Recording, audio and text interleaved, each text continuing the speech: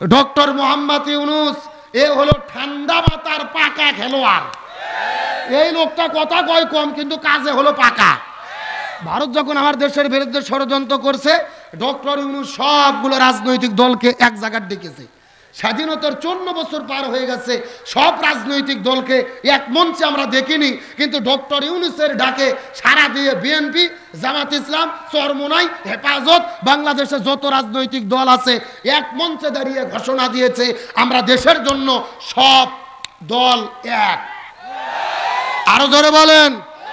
সুতরাং আজকের আলোচনা থেকে পরিষ্কার করে বলতে চাই, ভারত আমাদের বিরুদ্ধে ষড়যন্ত্র করে, পতাকায় আগুন লাগিয়ে দেয়, দূতাবাসে হামলা করে, সেনাবাহিনী রেডি করে, ড্রোন রেডি করে।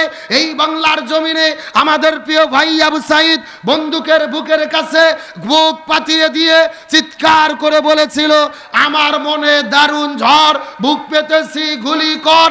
এক একে 4টে গুলি করে শহীদ করে দিয়েছে। মুগ্ধ ভাই পানি বিতরণ করতে গেছে, গুলি করে শহীদ করেছে। 18 কোটি জনগণ রাজপথে নেমেছিল, স্বৈরাচার পালাতে বাধ্য হয়েছে। প্রয়োজনে বাংলাদেশের 18 কোটি মানুষ হাতে হাত রেখে, পায়ে পা রেখে, মাথায় কাপড়ের কাপড় বেঁধে আবার রাজপথে নামবো। তারপরেও বাংলাদেশের স্বাধীনতা, সার্বভৌমত্ব 1 ইঞ্চি মাটি নিয়ে ওই ভারতের দাদা বাবুদেরকে আমরা সিনেমিনি খেলতে দেব না, দেব না, দেব না। আমার কথার সঙ্গে কি আপনারা একমত? রাজনৈতিক দৃষ্টিকোণ থেকে নয়, বর্তমানে বাংলাদেশের নাগরিক হিসেবে সচেতনতার জন্য আমাদের একতাবদ্ধ থাকার দরকার আছে না নাই? আপনি বিএনপি করতে পারেন, জামাত করতে পারেন, চরমোনাই করতে পারেন, দল যার যার, কিন্তু দেশ সবার। এই দেশের রক্ষার জন্য আমাদের একতাবদ্ধ থাকতে হবে। আমরা বাংলাদেশ নতুন করে স্বাধীন করেছি, ওই ভারতের তাবেদারি আর বাংলার জমিনে চলতে দেওয়া হবে না। বরং যেই দলই ভারতের দালালি করবে আমরা তাদেরকেই বয়কট করব। আসেন, ভূমিকার কথা শেষ, আলোচনা যেহেতু টাইম কম, মাত্র 1 ঘন্টা, আপনাদের প্রধান আকর্ষণ আবার চলে আসবে। আমার টাইম শেষ, খেটাঘাট কিছু আলোচনা আপনাদের মধ্যে করে বিদায় নিয়ে চলে যাব। রাজি আছেন তো ইনশাল্লাহ? আসেন, মূল আলোচনা। আমরা বাংলাদেশে শান্তি চাই কি চাই না? আরো জোরে বলেন। আজকের আলোচনার সাবজেক্ট হলো বর্তমানে বাংলাদেশে শান্তি প্রতিষ্ঠায় আমাদের করণীয় কি। জানার দরকার আছে না নাই? আরে ভাই, জীবনে বাঘের কিচ্ছা, হরিণের কিচ্ছা বহু শুনছেন। বাংলাদেশে শান্তি প্রতিষ্ঠার জন্য কি করা দরকার, এই আলোচনা জানা সবচাইতে জরুরি। তাহলে চিৎকার করে বলেন, আমরা বাংলাদেশে শান্তি চাই কি চাই না? আসেন, এই বাংলাদেশ 1947 সালে ভারত, বাংলাদেশ, পাকিস্তান, ব্রিটিশদের কাছ থেকে আমরা স্বাধীনতা অর্জন করেছিলাম। উদ্দেশ্য কি? আমরা শান্তি পেতে চাই। দুর্ভাগ্যজনক ব্যাপার হলো আমরা শান্তি পেলাম না। 1971 সালে বাংলাদেশ আবার স্বাধীন করলাম এই জমিনের মধ্যে শান্তি পাওয়ার জন্য। দুর্ভাগ্যজনক ব্যাপার, আমরা শান্তি পেলাম না। 24-এ আবারও গণবিপ্লব করলাম শান্তি পাওয়ার জন্য। আমরা কি শান্তি পাচ্ছি? তাহলে কি করলে শান্তি পাওয়া যাবে আমাদের জানার দরকার আছে না নাই? আমার প্রিয় বন্ধুগণ, মুসলমান ভাইরা, গভীর মনোযোগ। আমার নবীজি 17 বছর বয়সের ভেতরে এই জমিনের মধ্যে শান্তি কায়েম করার জন্য এই জমিনের মধ্যে আমার নবীজি একটা দল গঠন করেছিল, যে দলের নাম হলো হিলফুল ফুজুল। কি নাম বললাম? এ পঞ্চগড়ে মুসলমান, গভীর মনোযোগ লক্ষ্য করে বোঝার চেষ্টা করবেন। আমার নবীজি 17 বছর বয়সের ভেতরে এই জমিনের মধ্যে শান্তি কায়েম করার জন্য হিলফুল ফুজুল নামক একটা দল গঠন করলো। উদ্দেশ্য হলো শান্তি কায়েম করবে। কিন্তু 17 বছর থেকে শুরু করে 40 বছর পর্যন্ত নবীজি 23 বছর ধরে চেষ্টা করেছে, কিন্তু নবীজি জমিনের ভেতরে শান্তি কায়েম করতে পারলো। এ পঞ্চগড়ে মুসলমান, গভীর মনোযোগ। আমার নবীজি 23 বছর ধরে চেষ্টা করেছে, কিন্তু জমিনের ভেতরে শান্তি কায়েম করতে পারলো না। নবীজির বয়স যখন 40 বছর হয়ে গেল, আল্লাহ নবীজির উপরে যখন কোরআন নাজিল করলো, নবীজি কোরআনের দাওয়াত যখন দেওয়া শুরু করলো, ওই কোরআন যখন জমিনের মধ্যে বাস্তবায়ন হয়ে গেল, তখন জমিনের মধ্যে শান্তি কায়েম হলো। 40 থেকে শুরু করে 63 বছর পর্যন্ত 23 বছর নবী চেষ্টা করলো, জমিনের মধ্যে শান্তি কায়েম হলো। কিন্তু আগের 23 বছরে জমিনের শান্তি কায়েম হলো না। নবীজির জীবনটা 2 ভাগে ভাগ করার চেষ্টা করেন। নবুয়ত পাওয়ার আগের হলো 23 বছর, আর পরের হলো হলো 23 বছর, আগের 23 বছরের শান্তি কায়েম হলো না, পরের 23 বছরের শান্তি কায়েম কেন হলো? কারণটা কি? এর পেছনে কারণ হলো আগের 23 বছরের ভেতরে নবীজির কাছে দল ছিল, কিন্তু নবীজির দলের ভেতরে আল্লাহর কোরআনের সংবিধান ছিল না। আমার কথা কি আপনাদের মাথার মধ্যে ঢুকছে? এ ভালো করে বোঝেন, আপনার আমার মতো 2 টাকার ছুটকে ফাটকে হুজুর না, এলাকার তেল তেলা গোয়েন্দার নেতাও না। স্বয়ং বিশ্বনবী 23 বছর চেষ্টা করেছে জমিনে শান্তি কায়েম করার জন্য, নবী পারেনি, কারণ নবীজির দল ছিল, ওই সময় কোরআন ছিল না। তার মানে আলোচনার দ্বারা বোঝা গেল বর্তমানে বাংলাদেশে যেই দলগুলো শান্তি কায়েম করতে চায় ওই দলের দ্বারা শান্তি কায়েম সম্ভব নয়, যেই দল এই জমিনের ভেতরে আল্লাহর কোরআনের সংবিধান দিয়ে পরিচালিত হয় না। আরো জোরে বলেন। আরে ভাই, যেই দল নিজেরাই কোরআন দিয়ে চলে না, ওদের নিজেদের ভেতরে তো দলাদলি করে কুপকাত, এ কথা কর না কে?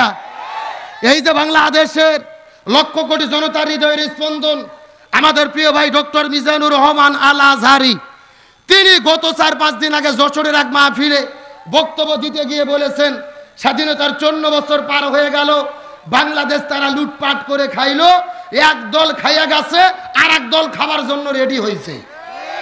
আচ্ছা বলেন তো, আজহারি ভাই কি কোনো দলের নাম বলেছে? কোনো ব্যক্তির নাম বলেছে? কিন্তু এক দলের ঘুম হারাম। এই কথা কেন বললো? আমাদের বগুড়ার একটা কথা আছে, চোরের মন, এ যেরকম চোরের মন বলতেছে কারে ঠাকুর ঘরে কে রে, ও লাভ দুটো বলতেছে কলা খাইনি, তার মানে বোঝা যাচ্ছে ওই কলা খাবার জম, এ কথা কর না কে? একটা নি তার বক্তব্য শুনে আশ্চর্য হয়ে গেছি। তিনি বক্তৃতা দিতে গিয়ে বলেছেন, কি যেন আছে আজহার নাম, আজহার কি যেন নাম, মানে মনে হচ্ছে উনি আজহারিকে চেনে না, ফিডার খায়, ফিডার খায়, এ কথা কর না কে? আজহারি বাংলাদেশের কোটি জনতার হৃদয়ের স্পন্দন, তাকে সম্মান দিয়ে আপনাকে কথা বলতে হবে। সে কোনো দলের নাম বললেন, আপনাদের ঘুম হারাম হলো কেন? আমরা পরিষ্কার করে বলি, স্বাধীনতার 54 বছর পার হয়ে গেছে, আর কোন চাঁদাবাজ দুর্নীতিকে এই বাংলার জমিনে জনগণ দেখতে চায় না। এই বক্তব্য দেওয়া কি অপরাধ? এটা কি কোনো দলের বিরুদ্ধে বক্তব্য? আপনারা খামাকা নিজেদের দিকে কেন টেনে নেবেন? আমি বগুড়ার সন্তান, শহীদ প্রেসিডেন্ট জিয়াউর রহমান, তার বাড়ি থেকে আমার বাড়িতে যাইতে 10 টাকার ভাড়া লাগে। শহীদ প্রেসিডেন্ট জিয়াউর রহমান জাতির শ্রেষ্ঠ সন্তান, তিনি বাংলাদেশের অকুত ভাই সৈনিক, বঙ্গবন্ধু দেশ ছেড়ে পালিয়ে গেছে, আর শহীদ প্রেসিডেন্ট জিয়াউর রহমান স্বাধীনতার ঘোষণা দিয়েছে। আমরা দোয়া করি আল্লাহ শহীদ প্রেসিডেন্ট জিয়াউর রহমানের কবরকে জান্নাতের টুকরা বানায়া দিক। তিনি একমাত্র ব্যক্তি যিনি সংবিধানের ভেতরে সর্বপ্রথম লিখেছিল আল্লাহর প্রতি অবিচল আস্থা এবং বিশ্বাস। তিনি বিসমিল্লাহ লিখে সংবিধান শুরু করেছিলেন। ওই জারাফার ময়দানে তিনি গাছের একটা বাগান করেছে, এখনো তামাম পৃথিবীর মানুষ ওই বাগানে গিয়ে তার জন্য দোয়া করে। আমরা তো শহীদ প্রেসিডেন্টের জন্য দোয়া করি, কিন্তু ওই দল করে ওই দলের নাম দিয়ে চাঁদাবাজি করবেন। তারেক জি আমার বড় ভাই, তাকে শ্রদ্ধা রেখে বলি, যারা চাঁদাবাজি করে আর এইরকম গরম বক্তব্য দেয়, এদেরকে গলা ধাক্কাতে দল থেকে বের করে দেন, এদের জন্য দলের দুর্নাম হচ্ছে। তার কারণ কোনই দলই অপরাধীদেরকে সমর্থন করে, আর কোন দলের নেতাই কিন্তু চায় না আমার কর্মীরা এমন করুক। জিয়াও ভালো, বেগম খালেদা জিয়াও ভালো, তারেক জিয়াও ভালো, ও ঠিকই বক্তব্য দিচ্ছে, অন্য অপকর্ম করেন না, কিন্তু এর 100 ডিগ্রি ফোর্সে চালাচ্ছে। সুতরাং আমরা পরিষ্কার করে বলি, আজহারি বক্তব্য ভুল বোঝার সুযোগ নেই, তিনি সঠিক বলেছে। আমরা চাঁদাবাজদের দেশ ছাড়া করেছি, আর কোন চাঁদাবাজ দুর্নীতিবাজ এই বাংলার জমিন আমরা দেখতে চাই না। আরে ভাই, রাজনীতির নেতারা বক্তব্য দিলে মানা যায়, কিছু হুজুরদের পর্যন্ত ঘুম হারাম হয়ে গেছে আজহারির মাহফিলে লোক দেখে। ওরা চিন্তা করতেছে কে আমাদের মাহফিলে কুকুরও ঘরে না, আর আজহারির মাহফিলে 20 লাখ লোক, কথা কয় না বাঙালি। আল্লামা সাইদির মাহফিলে লোক হয়তো 1 লাখ। ভারত চিন্তা করছিল শেষ করে দাও, লাখ লাখ লোক যেন মাহফিলে না হয়। আল্লামা সাইদি মাহফিল করলে লোক হয়তো 1 লাখ, আজহারি আসলে লোক হচ্ছে 20 লাখ। আল্লামা সাইদি যেই বক্তব্য দিয়ে গিয়েছিল, এই লক্ষ জনগণ আমার আকর্ষণে আসে না, এই লক্ষ জনগণ আসে কোরআনের আকর্ষণে। সুতরাং আপনি এই গণজোয়ারকে কেমনে ঠেকে দেবেন? সুতরাং আজহারির মাহফিল প্রমাণ করে, মাহফিলগুলো প্রমাণ হচ্ছে আগামীর বাংলাদেশ হবে কোরআনের বাংলাদেশ, আগামীর বাংলাদেশ হবে ইসলামের বাংলাদেশ, আগামীর বাংলাদেশ হবে ইসলামপন্থী কোরআনের বাংলাদেশ। আরে ভাই এত কথা কেন বলবো, রাগ করেন না। এক নেতা আবার বলতেছে সকাল বিকেল শহীদ প্রেসিডেন্ট জিয়াউর রহমানের নাম বললে বেহেশতে যাও ফিরি। মনে হচ্ছে জান্নাত ওর খালার বাড়ির মানে মামার বাড়ির একটা খিচুড়ির প্লেট, যাকে খুশি তাই দিয়ে দিল। কে রে বাটপার, তোরই তো জান্নাতে যাওয়ার গ্যারান্টি নাই। শহীদ প্রেসিডেন্ট জিয়াউর রহমানকে আমরা দোয়া করি তার জন্য হাত তুলে, আর তোমরা এই সমস্ত বক্তব্য দিয়ে তেল আর পাম মেরে পথ নেওয়ার জন্য পচাচ্ছ। তারেক জিয়া দেশও ফিরুক, তোমাদের খবর আছে। তাহলে চিৎকার করে বলেন তো শান্তির জন্য কি লাগবে? এ পঞ্চগড়ে মুসলমান গভীর মনোযোগ, খাতা কলম থাকলে লিখে নেন, মোবাইল থাকলে রেকর্ড করে নেন। আপনি যদি মুসলমান হন আপনার জন্য দল করা ফরজ। আল্লাহর কোরআন বলেছেন নামাজ রোজা হজ যাকাত যেমন ফরজ, এক তেমনি রূপে মুসলমানদের জন্য দল করা ফরজ। আল্লাহর কোরআন বলেছেন ওয়াতাসিমু বিহাবলিল্লাহি জামিআ ওয়ালা তাফাররাকু, তোমরা যদি মুসলমান হও আল্লাহর রশিকে দ্বীন কায়েমের জন্য একতাবদ্ধভাবে ধরো, বিচ্ছিন্ন হইও না। হুকুম কার? আল্লাহর কোরআন বলেছেন আলতাকুম মিনকুম উম্মাতুন ইয়াদউনা ইলাল খায়র ইয়ামুরুনা বিল মারুফ ওয়া ইয়ানহাউনা আনিল মুনকার, তোমাদের মধ্যে অবশ্যই একটা দল থাকবে যারা ভালো কাজের আদেশ দেবে, অন্যায় কাজে নিষেধ করবে। আল্লাহর কোরআন বলেছেন আল্লাযীনা ইম্মাক্কান্নাহুম ফিল আরদি আকামুস সালাহ ওয়া আতাউয যাকাত ওয়া আমারু বিল মারুফ ওয়া নাহাউ আনিল মুনকার। মুসলমান দল যদি ক্ষমতায় যায় চারটি কর্মসূচি জমিনে বাস্তবায়ন করতে হবে। এক নম্বর নামাজ বাধ্যতামূলক করবে, দুই নম্বর যাকাত ভিত্তিক অর্থনীতি কায়েম করবে, তিন নম্বর ভালো কাজ চালু করবে, চার নম্বর মন্দ কাজ বন্ধ করবে। ক্ষমতায় যাওয়ার পরে এই চার কর্মসূচি যারা বাস্তবায়ন করতে চাবে তাদের পক্ষে আমাদের থাকতে হবে। বক্তব্যকে আব্দুল সালাম যুক্তিবাদী না আল্লাহর? সূরা হজ আয়াত নম্বর 41। জোরে বলেন কয় 40? তাহলে জোরে বলেন রাজনীতি যদি করাই লাগে কিসের রাজনীতি করব? দল যদি করাই লাগে কিসের দল করব? আল্লাহর কোরআন বলেছেন ওমাইয়াবতাগি গায়রুল ইসলামি দীনান ফালা ইউকবালা মিনহু ওয়া হুয়া ফিল আখিরাতি মিনাল খাসিরিন। ইসলাম বাদ দিয়ে যদি কেউ বিয়ে করে এই বিয়ে আল্লাহর দরবারে কবুল হবে না। ইসলাম বাদ দিয়ে যদি কেউ ব্যবসা করে ওই ব্যবসা আল্লাহর দরবারে কবুল হবে না। ইসলাম বাদ দিয়ে যদি কেউ রাজনীতি করে ওই রাজনীতিও আল্লাহর দরবারে কবুল হবে না। কথা ক্লিয়ার না ভেজাল আছে? তাহলে চিৎকার করে বলেন শান্তির জন্য কি লাগবে? আরো জোরে বলেন।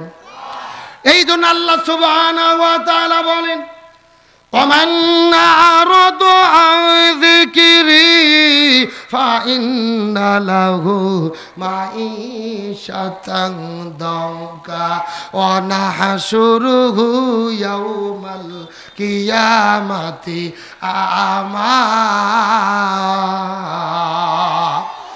আর জোরে বলেন আল্লাহু আকবার। সূরা তাহা 16 নম্বর পারা 19 নম্বর পৃষ্ঠার 13 নম্বর লাইন 124 নম্বর আয়াতে কারিমা। তাফসীর ইবনে কাসিরের মধ্য থেকে বলতেছি আল্লাহ তাআলা ডাকতে বলে পৃথিবীর মানুষেরা, ব্যক্তি পরিবার সমাজ রাষ্ট্র রান্নাঘর থেকে শুরু করে সংসদ ভবন পর্যন্ত যদি তোমরা জমিনে শান্তি পেতে চাও, কোরআন বাদ দিয়ে যদি তোমরা জীবন পরিচালনা করো, আমি আল্লাহ তাআলা তোমাদের জীবনের মধ্যে কোনো শান্তি রাখবো না, বরং তোমাদের জীবনটাকে মাঈশাতান দঙ্কা অশান্তিতে ভরে দেব। আর কিয়ামতের ময়দানে তোমাদের দুই চোখগুলোকে অন্ধ করে হাসরের ময়দানে ওঠানো হবে। নাউজুবিল্লাহ বলেন। কোরআন যারা মেনে চলবে না তাদের জীবনে অশান্তি দিবে কে? আর তাদের দুই চোখকে কানা করে অন্ধ করে কে উঠাবে? তাহলে চিৎকার করে বলেন শান্তির জন্য কি লাগবে? এই জন্য আল্লাহর কোরআন বলেছেন ফামান তাবিয়া হুদায়া ফালা খাউফুন আলাইহিম ওয়ালা হুম ইয়াহজানুন। আমার দিকে লক্ষ্য করেন। এই যে আপনারা লিখে দিয়েছেন আব্দুল সালাম যুক্তিবাদী। আমি যুক্তি দিয়ে কিছু কথা আপনাদেরকে বুঝাই। মনে করেন বাংলাদেশের ঢাকা শহরে বিশাল বড় একটা পানির ট্যাঙ্কি আছে। জোরকন কিসের ট্যাঙ্কি? ওই ট্যাঙ্কির মধ্যে থেকে পাইপ দিয়ে দিয়ে বাংলাদেশের 64টা জেলায় পানি সাপ্লাই দেওয়া হয়। কিন্তু এই ট্যাঙ্কির ভেতরে একটা মরা বিড়াল মরিয়ে পচে গন্ধ উঠে আসে। আমার কথা কি বুঝতেছেন? একটা পাইপ আস্তে আস্তে আস্তে আপনাদের পঞ্চগড় বোদাতেও এসেছে। এখন বলেন তো পাইপ দিয়ে যে পানি বের হচ্ছে ভালো না গন্ধ? কথা কয় না। এখন গন্ধলা পানি বোদাতে বের হওয়ার পরে এই পঞ্চগড় জেলা যত হুজুর আছে, ইমাম, মুয়াজ্জিন, মুফতি, মুহাদ্দিস, ফকি, সব হুজুরদেরকে ডেকে বলা হয়েছে এই হুজুরের গোষ্ঠীরা এই যে ধুন্দলা পানি বের হচ্ছে, তোমরা ফু দিয়ে দিয়ে পরিষ্কার করো, পরিষ্কার হবে। আচ্ছা, আপনাদের পঞ্চগড় জেলার হুজুর তো দূরের কথা, কাবা শরীফের ইমামও যদি আসে ফু দেয়, পানি পরিষ্কার হবে? বলেন তো, পানি পরিষ্কার করতে গেলে কি পরিষ্কার করা লাগবে? ওই ঢাকা শহরের ট্যাঙ্কি পরিষ্কার করা লাগবে, এটাকে বুঝেছেন? এইবার আসল কথা শোনেন, আসল ওয়াজ শোনেন। এই বাংলাদেশেও শান্তি প্রতিষ্ঠার একটা ট্যাঙ্কি আছে, যার নাম হলো সংসদ ভবন। আরো জোরে বলেন। আর ওই সংসদের ভেতর থেকে বাবার আইন, দাদার আইন, চাচার আইন, খালার আইন, ফুমুর আইন, স্বামীর আইন, স্ত্রীর আইন, কার্ল মার্ক্সের আইন, লেনিনের আইন, পুতিনের আইন, সক্রেটিসের আইন, প্লেটোর আইন, ধর্মনিরপেক্ষতাবাদ, জাতীয়তাবাদ, সোশ্যালিজম, ক্যাপিটালিজম, ভারতের আইন, ব্রিটিশের আইন, মানব রচিত তন্ত্র মন্ত্রকে জুতো এবং ঝাঁটাপিটা করে এই জমিন থেকে বিদায় করে যতদিন পর্যন্ত কোরআন দিয়ে বাংলাদেশ পরিচালিত না হবে, ততদিন পর্যন্ত এই জমিনের ভেতরে শান্তি আসতে পারে না, পারে না, পারে না। সুতরাং বাংলাদেশে শান্তি কায়েমের জন্য কোরআন দিয়ে বাংলাদেশ চলুক, এটাকে আপনারা চান? কারা কারা চান? দুটি হাত আল্লাহকে তুলে দেখান।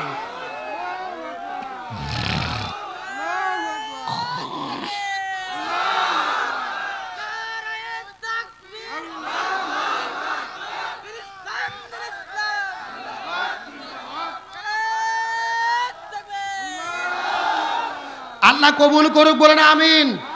একেবারে সোজা কথা, জমিন যার আইন চলবে তার। আল্লাহর জমিনে আল্লাহর আইন কায়েম করা ছাড়া শান্তি আসতে পারে? এ গভীর মনোযোগ। গতকালকে আপনারা দেখেছেন মেজর ডালিম একটা সাক্ষাৎকার দিয়েছে সাংবাদিক ইলিয়াসের কাছে। যুবকেরা দেখছো কি দেখো নাই? এক সাক্ষাৎকারে পুরো বাংলাদেশের স্বাধীনতার যুদ্ধের ইতিহাস উল্টো পাল্টা হয়ে যাচ্ছে। এ কথা কন না গা। যেই মেজর ডালিম আমরা বাংলাদেশের মানুষ ভেবেছিলাম ও মরেই গেছে, কিন্তু হঠাৎ করে 50 বছর পরে তিনি সাক্ষাৎকারে মিডিয়ার মধ্যে চলে আসলেন। গভীর মনোযোগ বোঝার জন্য বলতেছি, লক্ষ্য করেন। ওকে প্রশ্ন করা হয়েছে, আপনি বঙ্গবন্ধুকে কেন হত্যা করেছেন? মেজর ডালিম পরিষ্কার করে বলেছে, স্বাধীনতার যুদ্ধের আগের বঙ্গবন্ধু আর 75-এর 15ই আগস্টের বঙ্গবন্ধু এক না। স্বাধীনতার যুদ্ধের আগে বাংলাদেশের মানুষেরা বঙ্গবন্ধুর জন্য জীবন দেওয়ার জন্য প্রস্তুত ছিল, আর 15ই আগস্টে বঙ্গবন্ধু বাকশাল কায়েম করে, রক্ষী বাহিনী কায়েম করে, 40,000 মানুষকে হত্যা করে এমন একটা শাসন কায়েম করেছিল। মানুষেরা নামাজ পড়ে পড়ে আল্লাহর কাছে দোয়া করে বলতেছিল, আল্লাহ এই জালেম থেকে আমাদের রক্ষা করেন। তার মানে 71-এর প্রেক্ষাপট আর 15ই আগস্টের প্রেক্ষাপট এক। অত্যাচার করেছে, জুলুম করেছে। তাকে প্রশ্ন করা হয়েছে শহীদ হয়েছিল কয় লাখ? মাথায় নষ্ট তার বক্তব্য শুনে। বলতেছে 30 লাখ শহীদ হয়নি, স্বাধীনতার যুদ্ধে শহীদ হয়েছে 3 লাখ। কয় লাখ?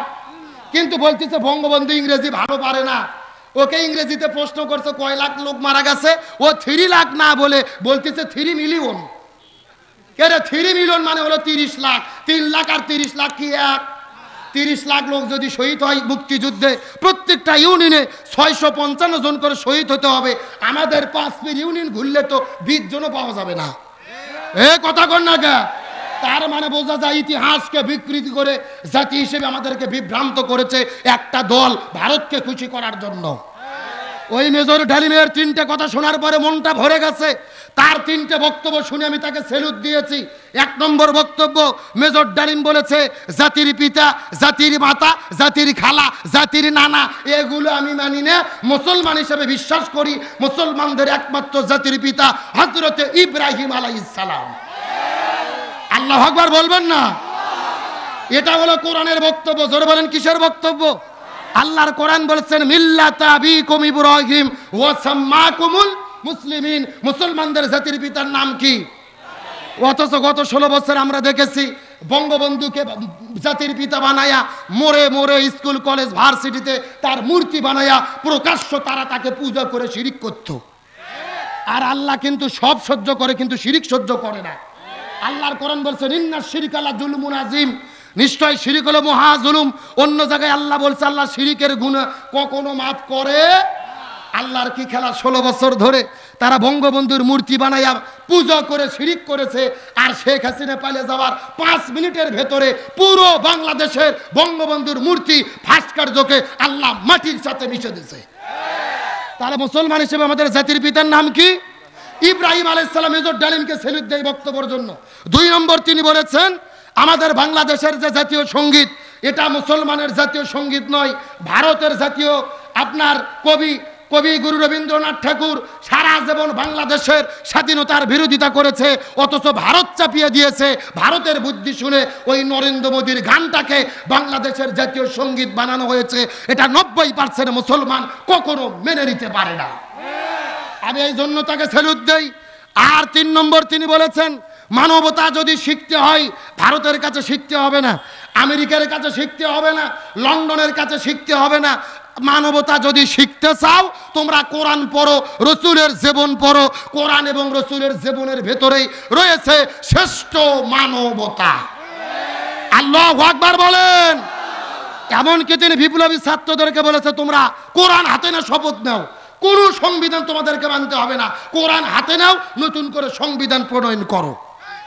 এবং তিনি আরেকটা মারাত্মক কথা বলেছে 71 সালে কোন দাড়ি টুপিওয়ালা জামাত ইসলামী কোন দলকে আমি অপকর্ম করতে দেখিনি। তার মানে বোঝা যায় সত্য কখনো চাপা থাকে না।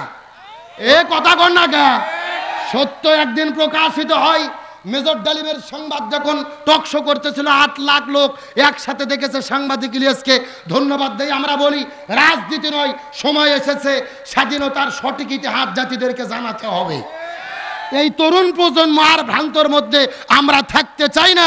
মেজর ডালিম তিনি জাতির ষষ্ঠ সন্তান, অভ্যুত্থান করে জাতিকে মুক্ত দিয়েছিল। ওই মেজর ডালিমের গলায় ফুলের মালা দিয়ে দেশের মধ্যে সসম্মানে ফিরে আনা দরকার। তার কারণ মাজলুমদের পক্ষে যারা, আমরাও তাদের পক্ষে আছি না নাই?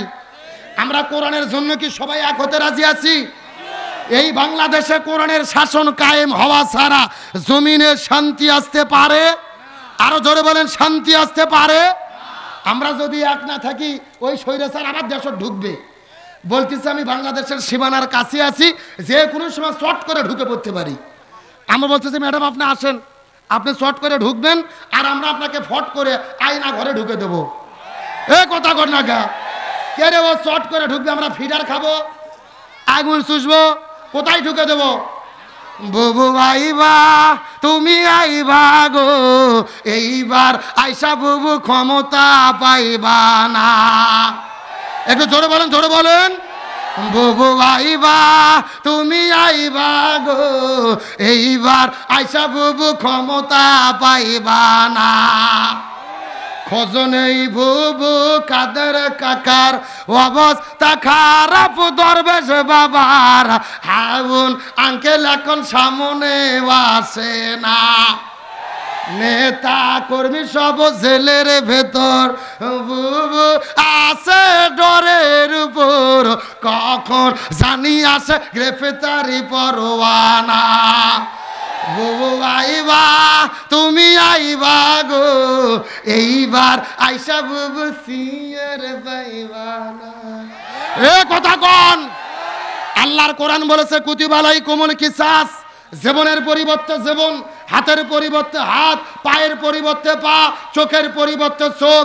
এই আয়াতের ডিজিটাল ব্যাখ্যা হলো আয়না ঘরের পরিবর্তে আয়না ঘর। তার কারণ বলেন তো আয়না ঘরকে আমরা তৈরি করেছি না ওরাই করেছে? আমাদের প্রিয় ভাই ব্রিগেডিয়ার আমান আজমি ব্যারিস্টার আরমানকে 13 বছর ধরে আয়না ঘরে রেখেছে। সূর্যের আলো দেখতে দেয়নি, বাইরের বাতাস দেখতে দেয়নি।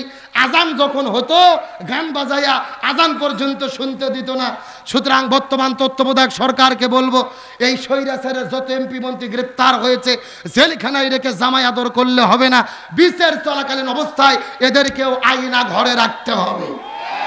এ পঞ্চগড়ে মুসলমান আলোচনা কি চলবে? কারা কারা চলবে না হাত তোলেন। একটু গরম পানি দেন তো, গরম পানি। তার মানে বোঝা গেল হুজুগে বাঙালি যাই বলে আয় রে তারই সাথে যাই রে। বোঝা শোনা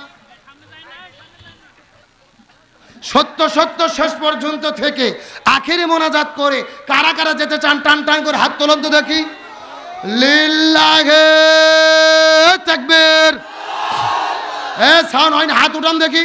এ মুরব্বি মুরব্বি হাত উঠান। এই ছেলে হাত উঠা দেখো, সভাপতি দেখা সবাই একটু গলা কাকার দন্ত দেখা। লিল্লাহে তাকবীর। আল কোরআনের আলো, আল হাদিসের আলো, দুনিয়ার মুসলিম, কোরআন আছে যেখানে, হাদিস আছে যেখানে, লিল্লাহে তাকবীর। জায়গা তো করে বোঝা গেল যে আলোচনা চলতেছে। মিনিট 30 টাইম কি দেওয়া যাবে? এবার চাষায় পানি দেবেন পেছন দিক দিয়ে, এই পাশে আছেন কেন? এই যে ক্যামেরা আছে নামুল হক ভাইয়ের লাগেন, গতবারের মতো ভাইরাল হয়ে যাবেন। একদম সাইড আসেন না, হ্যাঁ পেছন দিক দিয়ে কাম করবেন। জি আসেন, আলোচনা চলছে, আসেন, সময় কম, শর্টকাট আলোচনা। আল্লাহ তাআলা আমাদেরকে সৃষ্টি করেছে, আল্লাহর একটা উদ্দেশ্য আছে না নাই? আল্লাহ কি উদ্দেশ্য আমাদের সৃষ্টি করেছেন? ওয়ামা খলাকতুল জিন্না ওয়াল ইনসা ইল্লা লিয়াবুদুন। আল্লাহ বলতেছে আমি মানুষ এবং জিনকে সৃষ্টি করেছি আমার ইবাদত করার জন্য। সুবহানাল্লাহ কর। এখন আজকের আলোচনার মেইন টপিক হলো আল্লাহর কাছে সবচাইতে প্রিয় ইবাদত কোনটি, আল্লাহর কাছে সবচাইতে প্রিয় আমল কোনটি। ওয়াজ ছুরি করিনি, ও যে একজন ফতোয়া দিল নামাজ, আমি বলে ওয়াজ করিনি, ও যে ফতোয়া দিয়েছে দেখেন ওই চাচা। তার মানে বোঝা যাচ্ছে পঞ্চগড় জেলার মানুষের ধারণা নামাজ পড়ার নাম ইবাদত, হজ করার নাম ইবাদত, জিকির করার নাম ইবাদত, নামাজ রোজা হজ যাকাত অবশ্যই ইবাদত। তবে আল্লাহর কাছে সবচাইতে প্রিয় ইবাদত হলো এই জমিনের ভেতরে কোরআন প্রতিষ্ঠার আন্দোলন করা, ইকামতে দ্বীনের কাজ করা, কোরআন বিজয়ের আন্দোলন করা। এখন আপনাদের মাথার মধ্যে মনের মধ্যে প্রশ্ন জাগতে পারে, হুজুর এটা আপনি কেমন কথা বললেন? সারা যেমন আমরা শুনলাম নামাজ রোজা হজ যাকাত আসল ইবাদত, আপনি বলতেছেন দ্বীন প্রতিষ্ঠার আন্দোলন আসল ইবাদত, কারণ কি বোঝার দরকার আছে না নাই? এ ভাই চাচা দুইজন মুরব্বী সামনে আসেন তো, আগে সামনের কাতার মিল করেন। হ্যাঁ আমার দিকে লক্ষ্য করেন, বর্তমানে বাংলাদেশে তাবলিগ নামে একটা দল আছে না নাই? ভালো করে মাথার মধ্যে ঢুকান। আচ্ছা বলেন তো তাবলিগের কি কোনো বিপদ বাংলাদেশে আছে? আচ্ছা বলেন তো বাংলাদেশে জিকির বাটি আছে না নাই? কথা কয় না। আরে বাংলাদেশে যত জিকির আছে এত জিকির পৃথিবীর কোনো দেশত চলে না। যেই রকম পীর ওই রকম তরিকা ওই রকম জিকির আছে না নাই? আমি কি দুই একটা বলবো? আল্লাহর ওলি খাজা বাবা, বিশ্বের ওলি খাজা বাবা, ফরিদপুরের কেবলা জাগান তোমার জন্য কান্দে বাবা, লক্ষ জাকের আওয়ান। এ কথা কন, দুই কান্দর দুই ফেরেশতা আছে না নাই? দুই ফেরেশতা কলম বার করে দাঁত দিয়ে কামড়াচ্ছে। আল্লাহ বলছে কে ফেরেশতা কলম দাঁত দিয়ে কামড়াও কেন? ফেরেশতারা বলতেছে আল্লাহ আমরা তো বুঝবার পারিনি লিখবো কি। কে রে কোরআন হাদিসের মধ্যে হোকাহুকি কোতাকুতি কোনো জিকির আছে? জিকির হলো ফরজ ইবাদত। জোরে বলেন কি ইবাদত? আল্লাহ বলছেন ফাজকুরুনি আযকুরুকুম, তোমরা আমার জিকির করো আমিও তোমাদের জিকির। তাহলে ফরজ যদি জিকির হয় রসুলের তরিকায় করা দরকার আছে না নাই? রসুল বলেছেন জিকিরের সহি শব্দ হলো 4টি। জোরে বলেন কয়টি? সুবহানাল্লাহ, আলহামদুলিল্লাহ, লা ইলাহা ইল্লাল্লাহ, আল্লাহু আকবার। এই 4টে শব্দ ছাড়া সহি কোনো জিকির, অথচ বাংলাদেশে জিকির চলে বসেন বইসে যায়। এ কথা কন না গা। তাহিরিকে চেনো না যুবকেরা? তাহিরি এখন তার তাহিরের জিকির চলতেছে না, আর বন্ধুর জিকির চলতেছে। তাহিরি বসে আছে আর বন্ধু জিকির করতেছে হেমতেই আল্লাহ হেমতেই আল্লাহ। এ কথা কন না গা। মুর্শিদ আমার জোরে সাকি মহিমা জানে, গলার মালা বানাইয়া ধীরে ধীরে টানাইয়া হেমতেই আল্লাহ হেমতেই আল্লাহ। আমার তো মনে বলে এদের চাপা জুতো দেবেন দরকার। এ কথা কন না গা। কেরে ছাগলের 3 নম্বর বাচ্চার মতো লাপাচ্ছে আর হেমতে আল্লাহ এগুলো জিকির না ফাজলেমি? গত 3 দিন আগে দেখলাম একটা মাহফিলে কিছু ছোটা বাঁশ ধরে নাচতে নাচতে জিকির করতে করতে মাথার চরে ভাদুরের মতো ঝুলকিছে আর জিকির করতেছে। কন্তে গেলে কি জিকির না ফাজলেমি? আমার তো মনে বলে এদের জিকির দেখে হিন্দু বৌদ্ধ খ্রিস্টান এই বিধর্মীরাও আমাদেরকে নিয়ে হাসাহাসি করে। যেখানে মুসলমান ধর্মেরা জিকিরের নামে করে কি, এদের সমস্ত জিকির দেখে আবার কিছু বাউল শিল্পী গান বের করেছে। আমি কি বলবো এত লাপায় আগে পাইতো ব্যাং। বলতেছে লাভ পারে পারে যদি আল্লাহর কাছে যাওয়া যেত, মানুষের আগে ব্যাং আল্লাহর কাছে যেত। এই সমস্ত ভণ্ডদের থেকে আল্লাহ আমাদের হেফাজত করুক, বলেন আমিন। আসেন জিকির সম্পর্কে কথা বলা আমার উদ্দেশ্য নয়, যে আলোচনা করতেছিলাম এই জিকির নিয়ে যারা নাচানাচি করতেছে এদের কি কোনো বিপদ বাংলাদেশে আছে? নামাজ পড়লে কি কোনো বিপদ আছে? হজ করলে কি কোনো বিপদ আছে? বাংলাদেশে একটা মাত্র ইবাদত করলে বিপদ হয়। আপনারা কি বুদ্ধি করে বলতে পারবেন এটা কোন ইবাদত? গভীর মনোযোগ ভালো করে বোঝেন। বাংলাদেশে নামাজ পড়লে বিপদ হয় না, হজ করলে বিপদ হয় না, যাকাত দিলে বিপদ হয় না, জিকির করলে বিপদ হয় না। এই বাংলাদেশে তারাই বিপদে পড়ে যারা জমিনের ভেতরে কোরআন বিজয়ের আন্দোলন করে। আর এই জন্যই আল্লাহর কাছে সবচেয়ে প্রিয় হলো এই কোরআন বিজয়ের আন্দোলন করা। তার কারণে নামাজ পড়লে তো বিপদ নাই, হজ করলে বিপদ নাই, যাকাত দিলে বিপদ নাই। এই আন্দোলন করতে গেলে ঘর বাড়ি ছাড়তে হয়, জেলে বন্দী হতে হয়, প্রয়োজনে ফাঁসির দড়িতেও ঝুলতে হয়। গভীর মনোযোগ ভালো করে বোঝেন। আমার নবীজি রমজান মাসে 16 দিন রোজা রেখেছে। জোরে বলেন কয়দিন? গভীর মনোযোগ দিয়ে তথ্যগুলো মাথার মধ্যে ঢুকান। 17 রমজান নবীজি সকালবেলা রোজা ভেঙে ফেললেন, খেজুর খাইলেন, পানি খাইলেন। সাহাবীদেরকে বললেন তোমরাও রোজা ভেঙে ফেলো। সাহাবীরা বলতেছে ইয়া রাসূলুল্লাহ, এটা কেমন কথা বললেন? আপনি না 3 দিন আগে ওয়াজ করলেন একটা রোজার এত দাম, ইচ্ছে করে যদি কেউ একটা রোজা ছেড়ে দেয় লাগাতার 60টা রোজা রাখতে হবে, আবার যদি একটা রোজা ছেড়ে দেয় আবার লাগাতার 60টা রোজা রাখতে হবে। আপনি কেন রোজা ছাড়তে বললেন? রাসূল বলতেছে বেশি বোঝার চেষ্টা করো না। ওয়ামা আতাকুমুর রাসূলু ফাখুযুহু ওয়ামা নাহাকুম আনহু ফান্তাহু। আমি নবী যা বলেছি তা তোমরা করো, যা করতে নিষেধ করি তা থেকে দূরে থাকো। আবু জেহেল মদিনে আক্রমণ করেছে, আর বসে থাকা যাবে না। এখন আবু জেহেলের মোকাবেলা করতে হবে। তার মানে বোঝা গেল রোজা রাখা ইবাদত, কিন্তু রোজার চাইতেও দামি ইবাদত হলো এই জমিনে কোরআন বিজয়ের আন্দোলন করা। আমার বন্ধুগণ, মুসলমান ভাইরা, গভীর মনোযোগ। কোনো দিকে নজর নাই, কোনো দিকে তাকাতাকি নাই। কয়েকটা মিনিট আপনাদের মধ্যে কথা বলবো, মনোযোগ দেব, তার চেষ্টা করবেন। আমার নবীজির চাচা সাহাবী হানজালা নতুন বিবাহ করার পরে ওই বউটাকে নিয়ে যখন তিনি আস্তে করে বাসর ঘরের মধ্যে চলে গেছেন, সাহাবী হানজালা নতুন বিয়ে করে বউটাকে নিয়ে বাসর ঘরের মধ্যে চলে গেছেন। গভীর রজনীতে রাতের বেলা মদিনার অলিগলি থেকে কে যেন ডাক দে বলে কুতিলা মুহাম্মদ, কুতিলা মুহাম্মদ। মুসলমানদের নবী মুহাম্মদকে হত্যা করে বিদায় করে দেওয়া হয়েছে। এই কথা শোনার পরে সাহাবী হানজালা বাসর ঘরের মধ্যে থেকে বউটাকে বিছানার মধ্যে রাখার পরে হঠাৎ করে বাসর ঘর থেকে বের হবার পরে এক দৌড়ে চলে গেলেন কূপের মধ্যে ফরজ গোসল করবে। আস্তে করে যখন কূপের মধ্য থেকে পানিটা উত্তোলন করেছে, কূপের পানি যখন শরীরের মধ্যে ঢালবে, এমন সময় আবার কে যেন চিৎকার করে ডাক দেয়া বলে কুতিলা মুহাম্মদ। মুসলমানদের নবী জমিনের মধ্য থেকে ওদের প্রান্তরে বিদায় নিয়ে চলে গেছে। এই কথা শোনার পরে হানজালা ওই গোসলের পানি ফেলে দেওয়ার পরে এক দৌড়ে চলে গেলেন আপনার বাসর ঘরের ভেতরে। একটা তরোয়াল নেওয়ার পরে একটা করে দৌড় দিলেন তিনি উহুদের যুদ্ধের ময়দানে যাওয়ার জন্য। পেছন দিক থেকে বিবি তার কাপড়টা টেনে ধরেছে। বাসর ঘরে নতুন বিবি ডাক দে বলে ও গো পানের স্বামী, আপনি যুদ্ধ করতে যাবেন ওদের প্রান্তরে, আমার কোনো টেনশন নাই, তবে আপনার তো ফরজ গোসল বাকি, আপনি তো ফরজ গোসল করেন নাই। আপনি ফরজ গোসলটা বাকি রেখে কেমন করে আপনি জিহাদের ময়দানে যাবেন?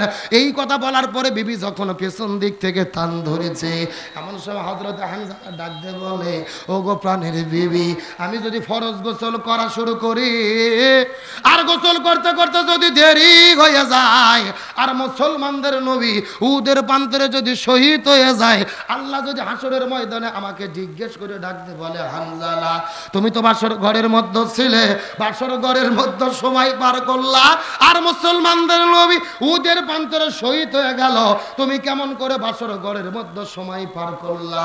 এমন প্রশ্ন যদি আল্লাহ করে রে, আমি হাসরের ময়দানে আল্লাহর কাছে কেমন করে জবাব দেব?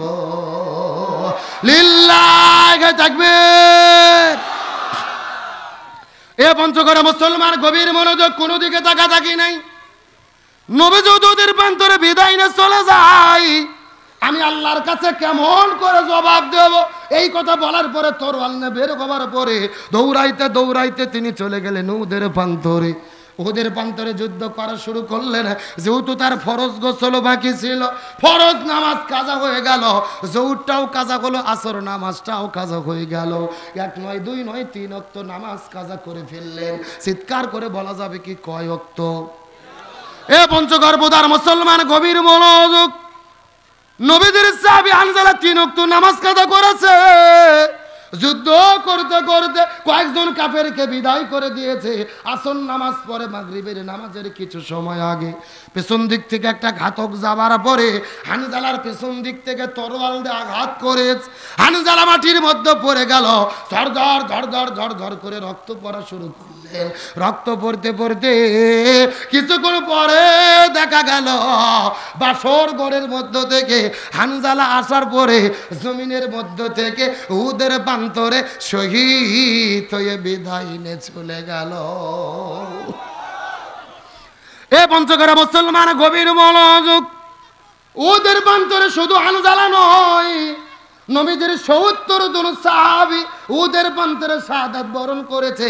আজকেও যারা মক্কা মদিনায় হজ আর উমরা করার জন্য চলে যাবে, ওদের প্রান্তরে গেলেই কিন্তু দেখা যায় উহুদ পাহাড়ের নিচে একই জায়গার ভেতরে ৭০ জন সাহাবীর কবরকে একই জায়গার ভেতরে আমার নবীজি বড় দয়া করে, মায়া করে, মহাব্বত করে করে, কান্না করে করে আমার নবীজি একই জায়গার মধ্যে কবরগুলো দিয়ে রেখেছে। ওই মদিনা যাওয়ার পরে লক্ষ্য করে দেখতে পারলাম ওই মদিনার মধ্যে যতগুলো পাহাড় দেখা যায়, কোন পাহাড় কিন্তু এতটা লাল না যত লাল উহুদের পাহাড়কে দেখা যায়। হাজার হাজার পাহাড়ের ভেতরে উহুদ পাহাড়কে যত লাল দেখা যায়, এত লাল কিন্তু কোনো পাহাড় দেখা যায় না। আমি মদিনার মানুষদেরকে জিজ্ঞেস করে বললাম, এ মদিনার মানুষের, আরে এই মদিনার মধ্যে হাজার হাজার পাহাড়ের ভেতরে উহুদ পাহাড়কে এত লাল কেন দেখা যায়? তার কারণটা কি বলো তো দেখি। এমন সময় মদিনার মানুষেরা বলে, হুজুর এর পেছনে কারণ হলো আমরা কিতাবের মধ্যে পড়েছি, পূর্বপুরুষদের কাছে শুনেছি, উহুদের যুদ্ধের দিনে আমার নবী যুদ্ধ করতে করতে পিছন দিক থেকে কাফেরেরা যাবার পরে নবীজির মাথার হেলমেটের উপরে যখন আঘাত করেছে, নবীজির মাথার হেলমেটটা ভাঙার পরে দাঁতের মধ্যে ঢুকে পড়ে নবীজির দন্দর মুবারকটা শহীদ হয়ে গেছে। নবীজির মুখের মধ্যে থেকে ঝরঝর ঝরঝর ঝরঝর করে রক্ত পড়া শুরু করলো। একটা ফোঁটা রক্ত যখন মদিনার মধ্যে পড়েছে, পুরো মদিনা থরথর থরথর থরথর করে কাঁপা শুরু করেছে। আর একটা ফোঁটা রক্ত যখন উহুদ পাহাড়ের নিচে পড়েছে, পুরো উহুদ পাহাড়টা কাঁপতে কাঁপতে কাঁপতে কাঁপতে কাঁপতে কাঁপতে ওই সাদা আর কালো থেকে লাল আকার ধারণ করেছে। আমি নবী না চিনিলাম, কি ভুল করিলাম, আমি নবী না চিনিলাম, কি ভুল করিলাম, ভস্মে ঢালিলাম ঘি,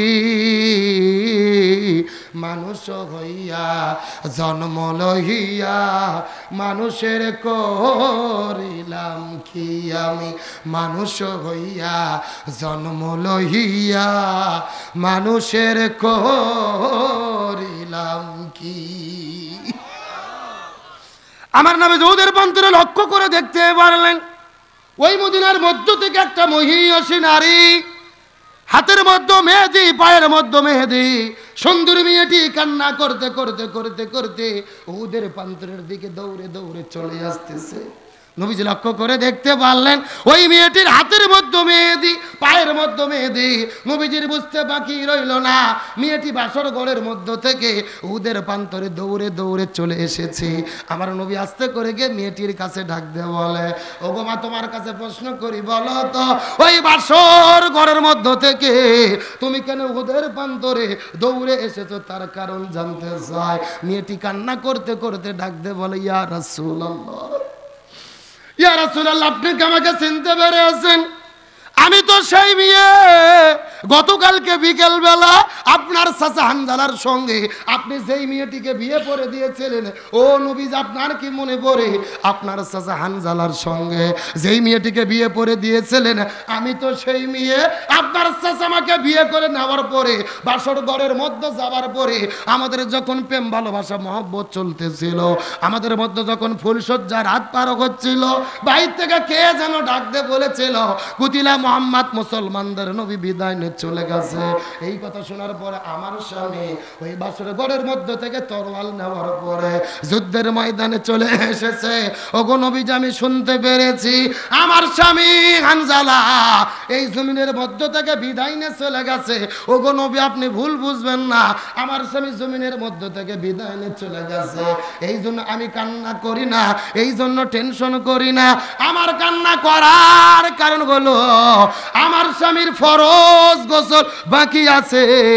আপনার কাছে অনুরোধ করে বলি আপনি একটু আমার স্বামীর জন্য গোসলের ব্যবস্থাটা করে দেন।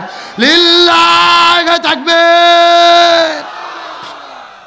আমার স্বামী যে জমিন থেকে বিদায় নিয়ে চলে গেছে, এই জন্য আমি কোনো কান্না করি না।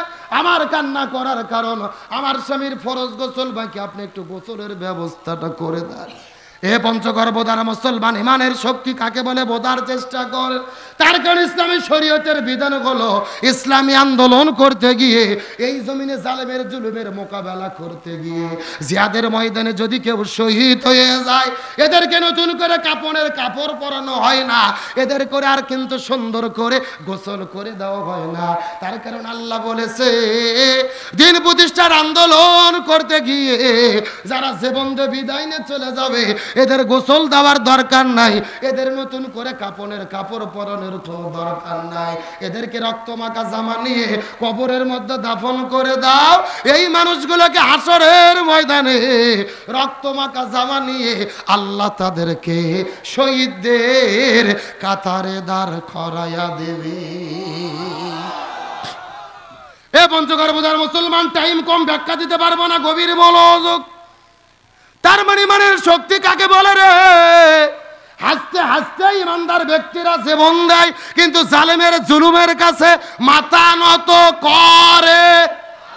এই বাংলার জমিন আমাদের নকিব, আমাদের রাহবার মৌলানা মতিউর রহমান নিজামী, আব্দুল কাদের মোল্লা, সালাউদ্দিন কাদের শাখা চৌধুরী, আলী হাসান মোহাম্মদ মোজাহিদ, মীর কাসিম আলী ভাইসহ কত মানুষকে গলার মধ্যে দড়িতে বিদায় করেছে, এরা ফাঁসির দড়িতে ঝুলেছে, কিন্তু জালেমের জুলুমের কাছে মাথা নত করে।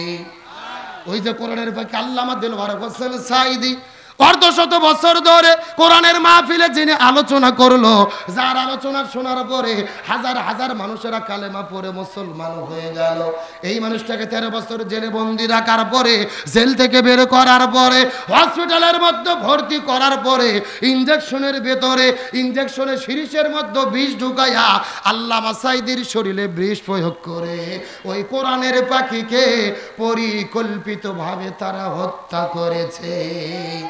আরো জোরে বলেন। ওই কোরআনের পাখি শহীদ আল্লামা দিলওয়ার হোসেন সাঈদী 13 বছর তাকে জেলের মধ্যে বন্দি রাখার পরে হসপিটালে ভর্তি করে যেই ডাক্তারকে চিকিৎসা করার দায়িত্ব দিয়েছিল, এই ডাক্তারের নাম হলেন ডাক্তার মোস্তফা জামান। এই ডাক্তার কোন ডাক্তার? যেই ডাক্তার 2013 সালে শাহবাগের গণজাগরণ মঞ্চে দাঁড়িয়ে স্লোগান দিয়েছিল, সতে সাঈদী তুই রাজাকার, তুই রাজাকার, রাজাকারের ফাঁসি চাই। যেই লোকটা আল্লামা সাঈদীর ফাঁসি চাইলো, ওই লোকটাকে দিল চিকিৎসা করার দায়িত্ব। আমাদের বগুড়ার ভাষায় বলে শিয়ালের কাছে ছাগল বাগি। ওই হসপিটালের 2টা নার্স বলেছে, এই ডাক্তার মোস্তফা জামান যখন ইঞ্জেকশন বের করে আল্লামা সাঈদীর শরীরে পুশ করেছে, তার কিছুক্ষণ পরে আল্লামা সাঈদী মৃত্যুর করে ঢলে পড়েছে। তার মানে বোঝা গেল আল্লামা সাঈদীর মৃত্যু কোনো স্বাভাবিক মৃত্যু ছিল না, এটা পরিকল্পিত হত্যাকাণ্ড। সুতরাং বর্তমান ডক্টর ইউনূস সরকারকে বলবো, কোরআনের পাখি আল্লামা সাঈদীকে চিকিৎসা করার নামে যারা হত্যার দিকে, মৃত্যুর দিকে ঠেলে দিয়েছে, এদের প্রত্যেককেই গ্রেফতার করে ফাঁসির দড়িতে ঝুলাতে হবে। আমরা আলেমদের হত্যার বিচার চাই কি চাই না? তবে একটা কথা পরিষ্কার করে বলি, আলেমদেরকে যারা শেষ করতে চেয়েছে তারাই দেশ থেকে শেষ হয়ে গেছে। এ কথা কন না কে? স্বৈরাচার হাসিনা বলেছিল শেখের বেটি পালাই না, শেখের বেটি, অথচ উনি পালিয়ে গেলেন। এ আপনাদের রংপুরের সন্তান ইরশাদ চাচা চেনেন না? ক্ষমতা ছাড়ছে, জেলে বন্দী হয়েছে, তারপরেও দেশ ছেড়ে যায়নি। ইরশাদ চাচা হলো বাপের বেটা, এ কথা কোন? আর আমাদের বগুড়ার 3 বারে প্রধানমন্ত্রী বেগম খালেদা জিয়া ক্ষমতা ছেড়েছে, জেলে বন্দী হয়েছে, দেশ ছাড়া হয়নি। খালেদা জিয়া হলো বাপের বেটি। আমরা বেগম খালেদা জিয়ার জন্য দোয়া করি। স্বৈরাচার পালিয়ে যাওয়ার পরে আজকে তিনি লন্ডনে চিকিৎসার উদ্দেশ্যে রওনা দিয়েছে। বাংলাদেশের মানুষ দোয়া করি আল্লাহ যেন বেগম খালেদা জিয়াকে আবারও সুস্থ হয়ে বাংলাদেশে ফেরার তৌফিক দেয়। সকলে বলেন আমিন। তার কারণ তিনি হলেন আপোষহীন দেশ নেত্রী। ওই তারেকের সাথেও আপনার ওই ইরশাদের সাথেও আপোষ করেনি, আর হাসিনের সাথেও আপোষ করেনি। আর বাংলাদেশের জামাত ইসলামের নেতাগুলো ফাঁসির দড়ি ঝুলে জীবন দিয়েছে, শহীদ হয়েছে, বাতিলের কাছে মাথা নত করেনি। এরা হলো একনিষ্ঠ ইসলামের কর্মী। তাহলে কেউ দেশ ছাড়লো না, আপনি কেন দেশ ছাড়লেন? ওই যে বলেছিল ওবায়দুল কাদের, পালাবো না, প্রয়োজনে ঠাকুর গাঁয়ে ফখরুলের বাসায় যাব। কথা কন না গে? ফখরুল ইসলাম আলমগীর আপনাদের এলাকার কৃতি সন্তান 1 মাস আগে বলেছে কোথায়? আমি তো ঘরের দরজা খুলে রেখেছিলাম, উনি তো আর আসলেন না। পালাবো না যাই না কবু দেখা, তাদের সারা দেশটা কেমন লাগে ফাঁকা ফাঁকা।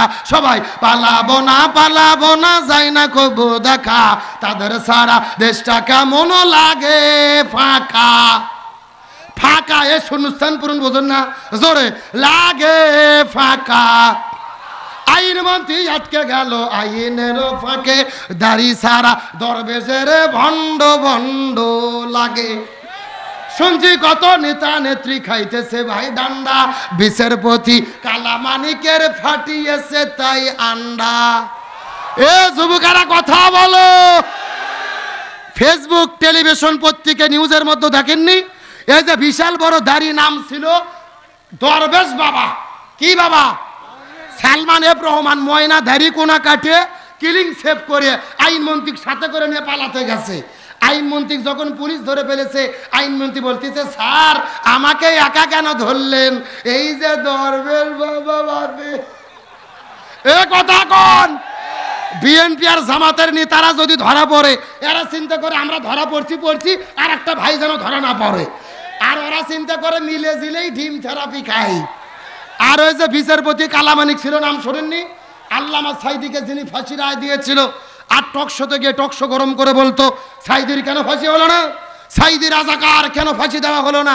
আল্লাহর কি খেলা? হাসিনা পালে যার 15 দিন পরে ছেলের দিয়ে তিনি ভারতে পালিয়ে যাবে, 15,000 টাকা দেন হরো করছে। জোরে কোন কয় হাজার?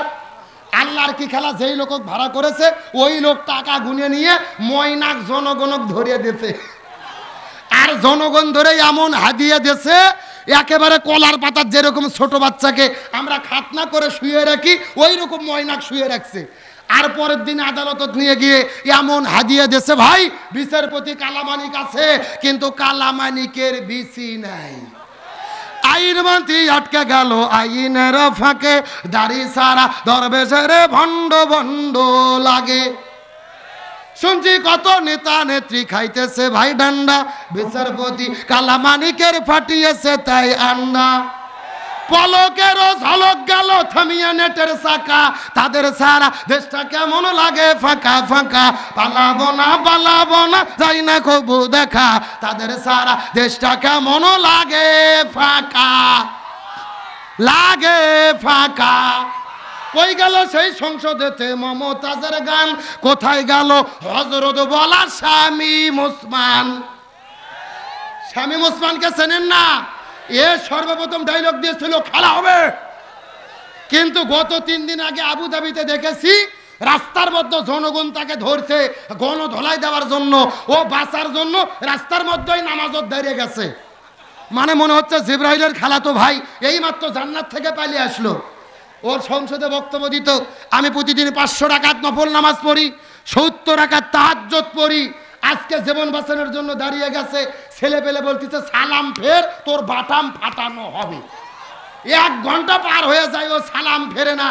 সর্বশেষ সালাম ফিরেছে, মুখের মধ্যে দাড়ি। তোমরা বলেছিল খেলা হবে, আসল খেলা যখন শুরু হলো তোমাদের খুঁজে পাওয়া গেল না। কই গেল সেই সংসদেতে মমতাজের গান, কোথায় গেল হযরত বালা স্বামী ওসমান?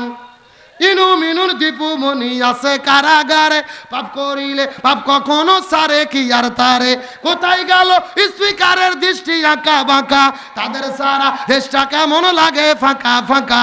পালাবো না যাই না কবু দেখা, তাদের সারা দেশটা কেমন লাগে ফাঁকা ফাঁকা। আলোচনা কি চলবে? কারা কারা চলবে? দুটি হাত আল্লাহকে তুলে দেখান। লিল্লাহে তাকবীর। আজকের মাহফিল চলছে চলবে, লিল্লাহে তাকবীর। আজকের মাহফিল পঞ্চগড়ের মাহফিল, সানপাড়ার মাহফিল কতক্ষণ চলবে? সারা রাত। কে এটা কি হুজুর মারা আওয়াজ নাকি? না ভাই, আমার যা টাইম ছিল টাইম শেষ। শোনেন, আমি গত বছর এই মাহফিলে প্রধান বক্তা ওয়াজ করছি 3 ঘন্টা, মনে নাই আপনাদের? কিন্তু এইবার আমাকে দাওয়াত দিয়েছে বিশেষ মুফাসসির। আমার টাইম হলো 8টা থেকে 10টা, আমার আবার 10:30 থেকে 11টার থেকে মাহফিল আছে ভুললি কোথায়, ওখানে যাই আমার ওয়াজ করা লাগবে। টাইম শেষ, কিন্তু মনে হচ্ছে ওয়াজ কি আবার লাইনও উঠলো। কি করি ভাই, মহিলাদের জায়গা হচ্ছে না। এ বা মা, খালা, আম্মা, চাচি না চাপেন মা, সামনের দিকে একটু চাপে বসেন। আলোচনা চলছে, মিনিট 10 টাইম আমাকে দেওয়া যাবে?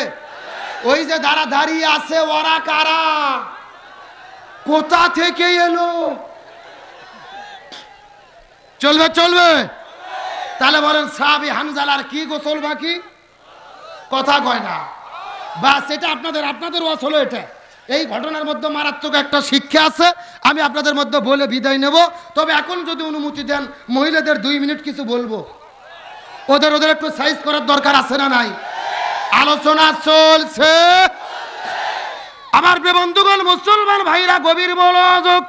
আমার নবীজি মিরাজের রজনীতে সর্বপ্রথম চলে গেলেন ওই জান্নাতের মধ্যে জান্নাতটা পরিভ্রমণ করার জন্য। নবীজি জান্নাতটা পরিভ্রমণ করার পরে ওই জান্নাত থেকে বের হওয়ার পরে আস্তে করে যখন জাহান্নামের মধ্যে চলে গেলেন, ওই জাহান্নামে যাবার পরে লক্ষ্য করে দেখে ওই জাহান্নামের ভেতরে হাজার হাজার মহিলাদেরকে আগুন দিয়ে দাউ দাউ দাউ দাউ দাউ দাউ করে জ্বালানো হচ্ছে। আর ওই মহিলারা চিৎকার করে চেঁচামেচি করতেছে। আর মহিলাদের মাথার উপরে বসে কিছু কাকগুলো তাদের মাথার মগজগুলো ঠুকুরে ঠুকুরে ঠুকুরে ঠুকুরে খাচ্ছে। এই দৃশ্য দেখার পর নবীজির মনটা বড় খারাপ হয়ে গেল। নবীজি জিবরাইলকে জিজ্ঞাসা করে বলে, ও ভাই জিবরাইল, এই সমস্ত মহিলা কারা একটু বলো তো দেখি, তোমার কাছে জানতে চাই।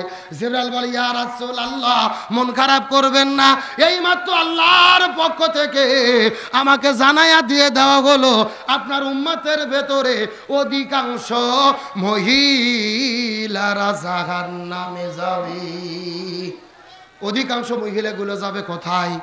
একটু কথা বলেন না কেন, কোথায়? নবীজির মনটা বড় খারাপ হয়ে গেল। জিবরাইলকে জিজ্ঞাসা করে ডাকতে বলে, ও ভাই জিবরাইল, অধিকাংশ মহিলা কেন জাহান্নামের মধ্যে যাবে বলো তো দেখি। জিবরাইল ডাকতে বলে, ইয়া রাসূলুল্লাহ, অধিকাংশ মহিলা জাহান্নামের মধ্যে যাবে, এর পেছনে অনেকগুলো কারণ রয়েছে। তার ভেতরে প্রধানত কারণ হলো 2টা। জোরে বলেন কয়টা? সাউন্ড নাই। কে রে ভাই, আপনাদের কি কষ্ট হচ্ছে? এই যে আমি বসে আছি মাঝখানটা সোজা, ডান দিকে এক ভাগ, বাম দিকে আর এক ভাগ। আপনারা মুখ বন্ধ করেন, আপনারা বলেন তো দেখি, অধিকাংশ মহিলা জাহান্নামে যাবে, তার পেছনে কারণ হলো কয়টা? আরো জোরে। আপনারা মুখ বন্ধ করেন, আপনারা বলেন তো দেখি, অধিকাংশ মহিলা জাহান্নামে যাবে, তার পেছনে কারণ হলো কয়টা? ওরে বাবা, কে রে ভাগ করে দিয়ে না সাউন্ড বাড়তিছে? তার মানে আপনি আলসামি করতেছেন না? আমার বন্ধুগণ, মুসলমান ভাইরা, গভীর মনোযোগ। ডানে যারা আছেন কথা বলবেন, বামে যারা আছেন কথা বলবেন, মঞ্চে যারা বসে আছেন তারাও কথা বলবেন। সবাই মিলে চিৎকার করে বলেন তো দেখি, অধিকাংশ মহিলা জাহান্নামে যাবে, তার পেছনে কারণ হলো কয়টা? আরো জোরে, জোরে হলো না? নবীজির মনটা বড় খারাপ হয়ে গেল। জিবরাইলকে ডাক দে বলে, ও ভাই জিবরাইল, কোন দুই প্রকার মহিলা জাহান্নামে যাবে বলো তো দেখি। জিবরাইল ডাক দে বলে, ইয়া রাসূলুল্লাহ, এই দুইটা কারণের মধ্যে প্রথম নম্বর কারণ হলো যেই মহিলাগুলো মাথার চুলগুলো বের করে, আজরা পাজরা বের করে, বেপরদা অবস্থায় রাস্তাঘাটে ঘোরাফেরা করে, এই সমস্ত মহিলাগুলো জাহান্নামে যাবে। তার মানে বোঝা গেল বেপরদা নারী যারা জাহান্নামে যাবে তারা এই অনুষ্ঠান পূরণ বোঝেন না। জোরে, বেপরদা নারী যারা। কে রে পর্দার মিছিল করতে কি ভয় লাগে? এত জোরে মিছিল করবেন সাউন্ড যেন একেবারে মহিলাদের প্যান্ডেল পর্যন্ত চলে যায়। রাজি আছেন তো ইনশাল্লাহ? রাজি আছেন তো ইনশাল্লাহ? বেপরদা নারী যারা, বেপরদা নারী যারা, বেপরদা নারীর স্বামী যারা। আর বাঙালি কথা কয় না রে, হাদিস আমরা ব্যাখ্যা বুঝি নাই। গভীর মনোযোগ। আমরা যখন ওয়াজ করি অধিকাংশ নারীরা জাহান্নামে যাবে, কিছু কিছু পুরুষ মানুষ বগল বাজায়, এই যে যাক মহিলাগুলো যায় যাক, আমরা তো যাব না। কত সোজা নয়।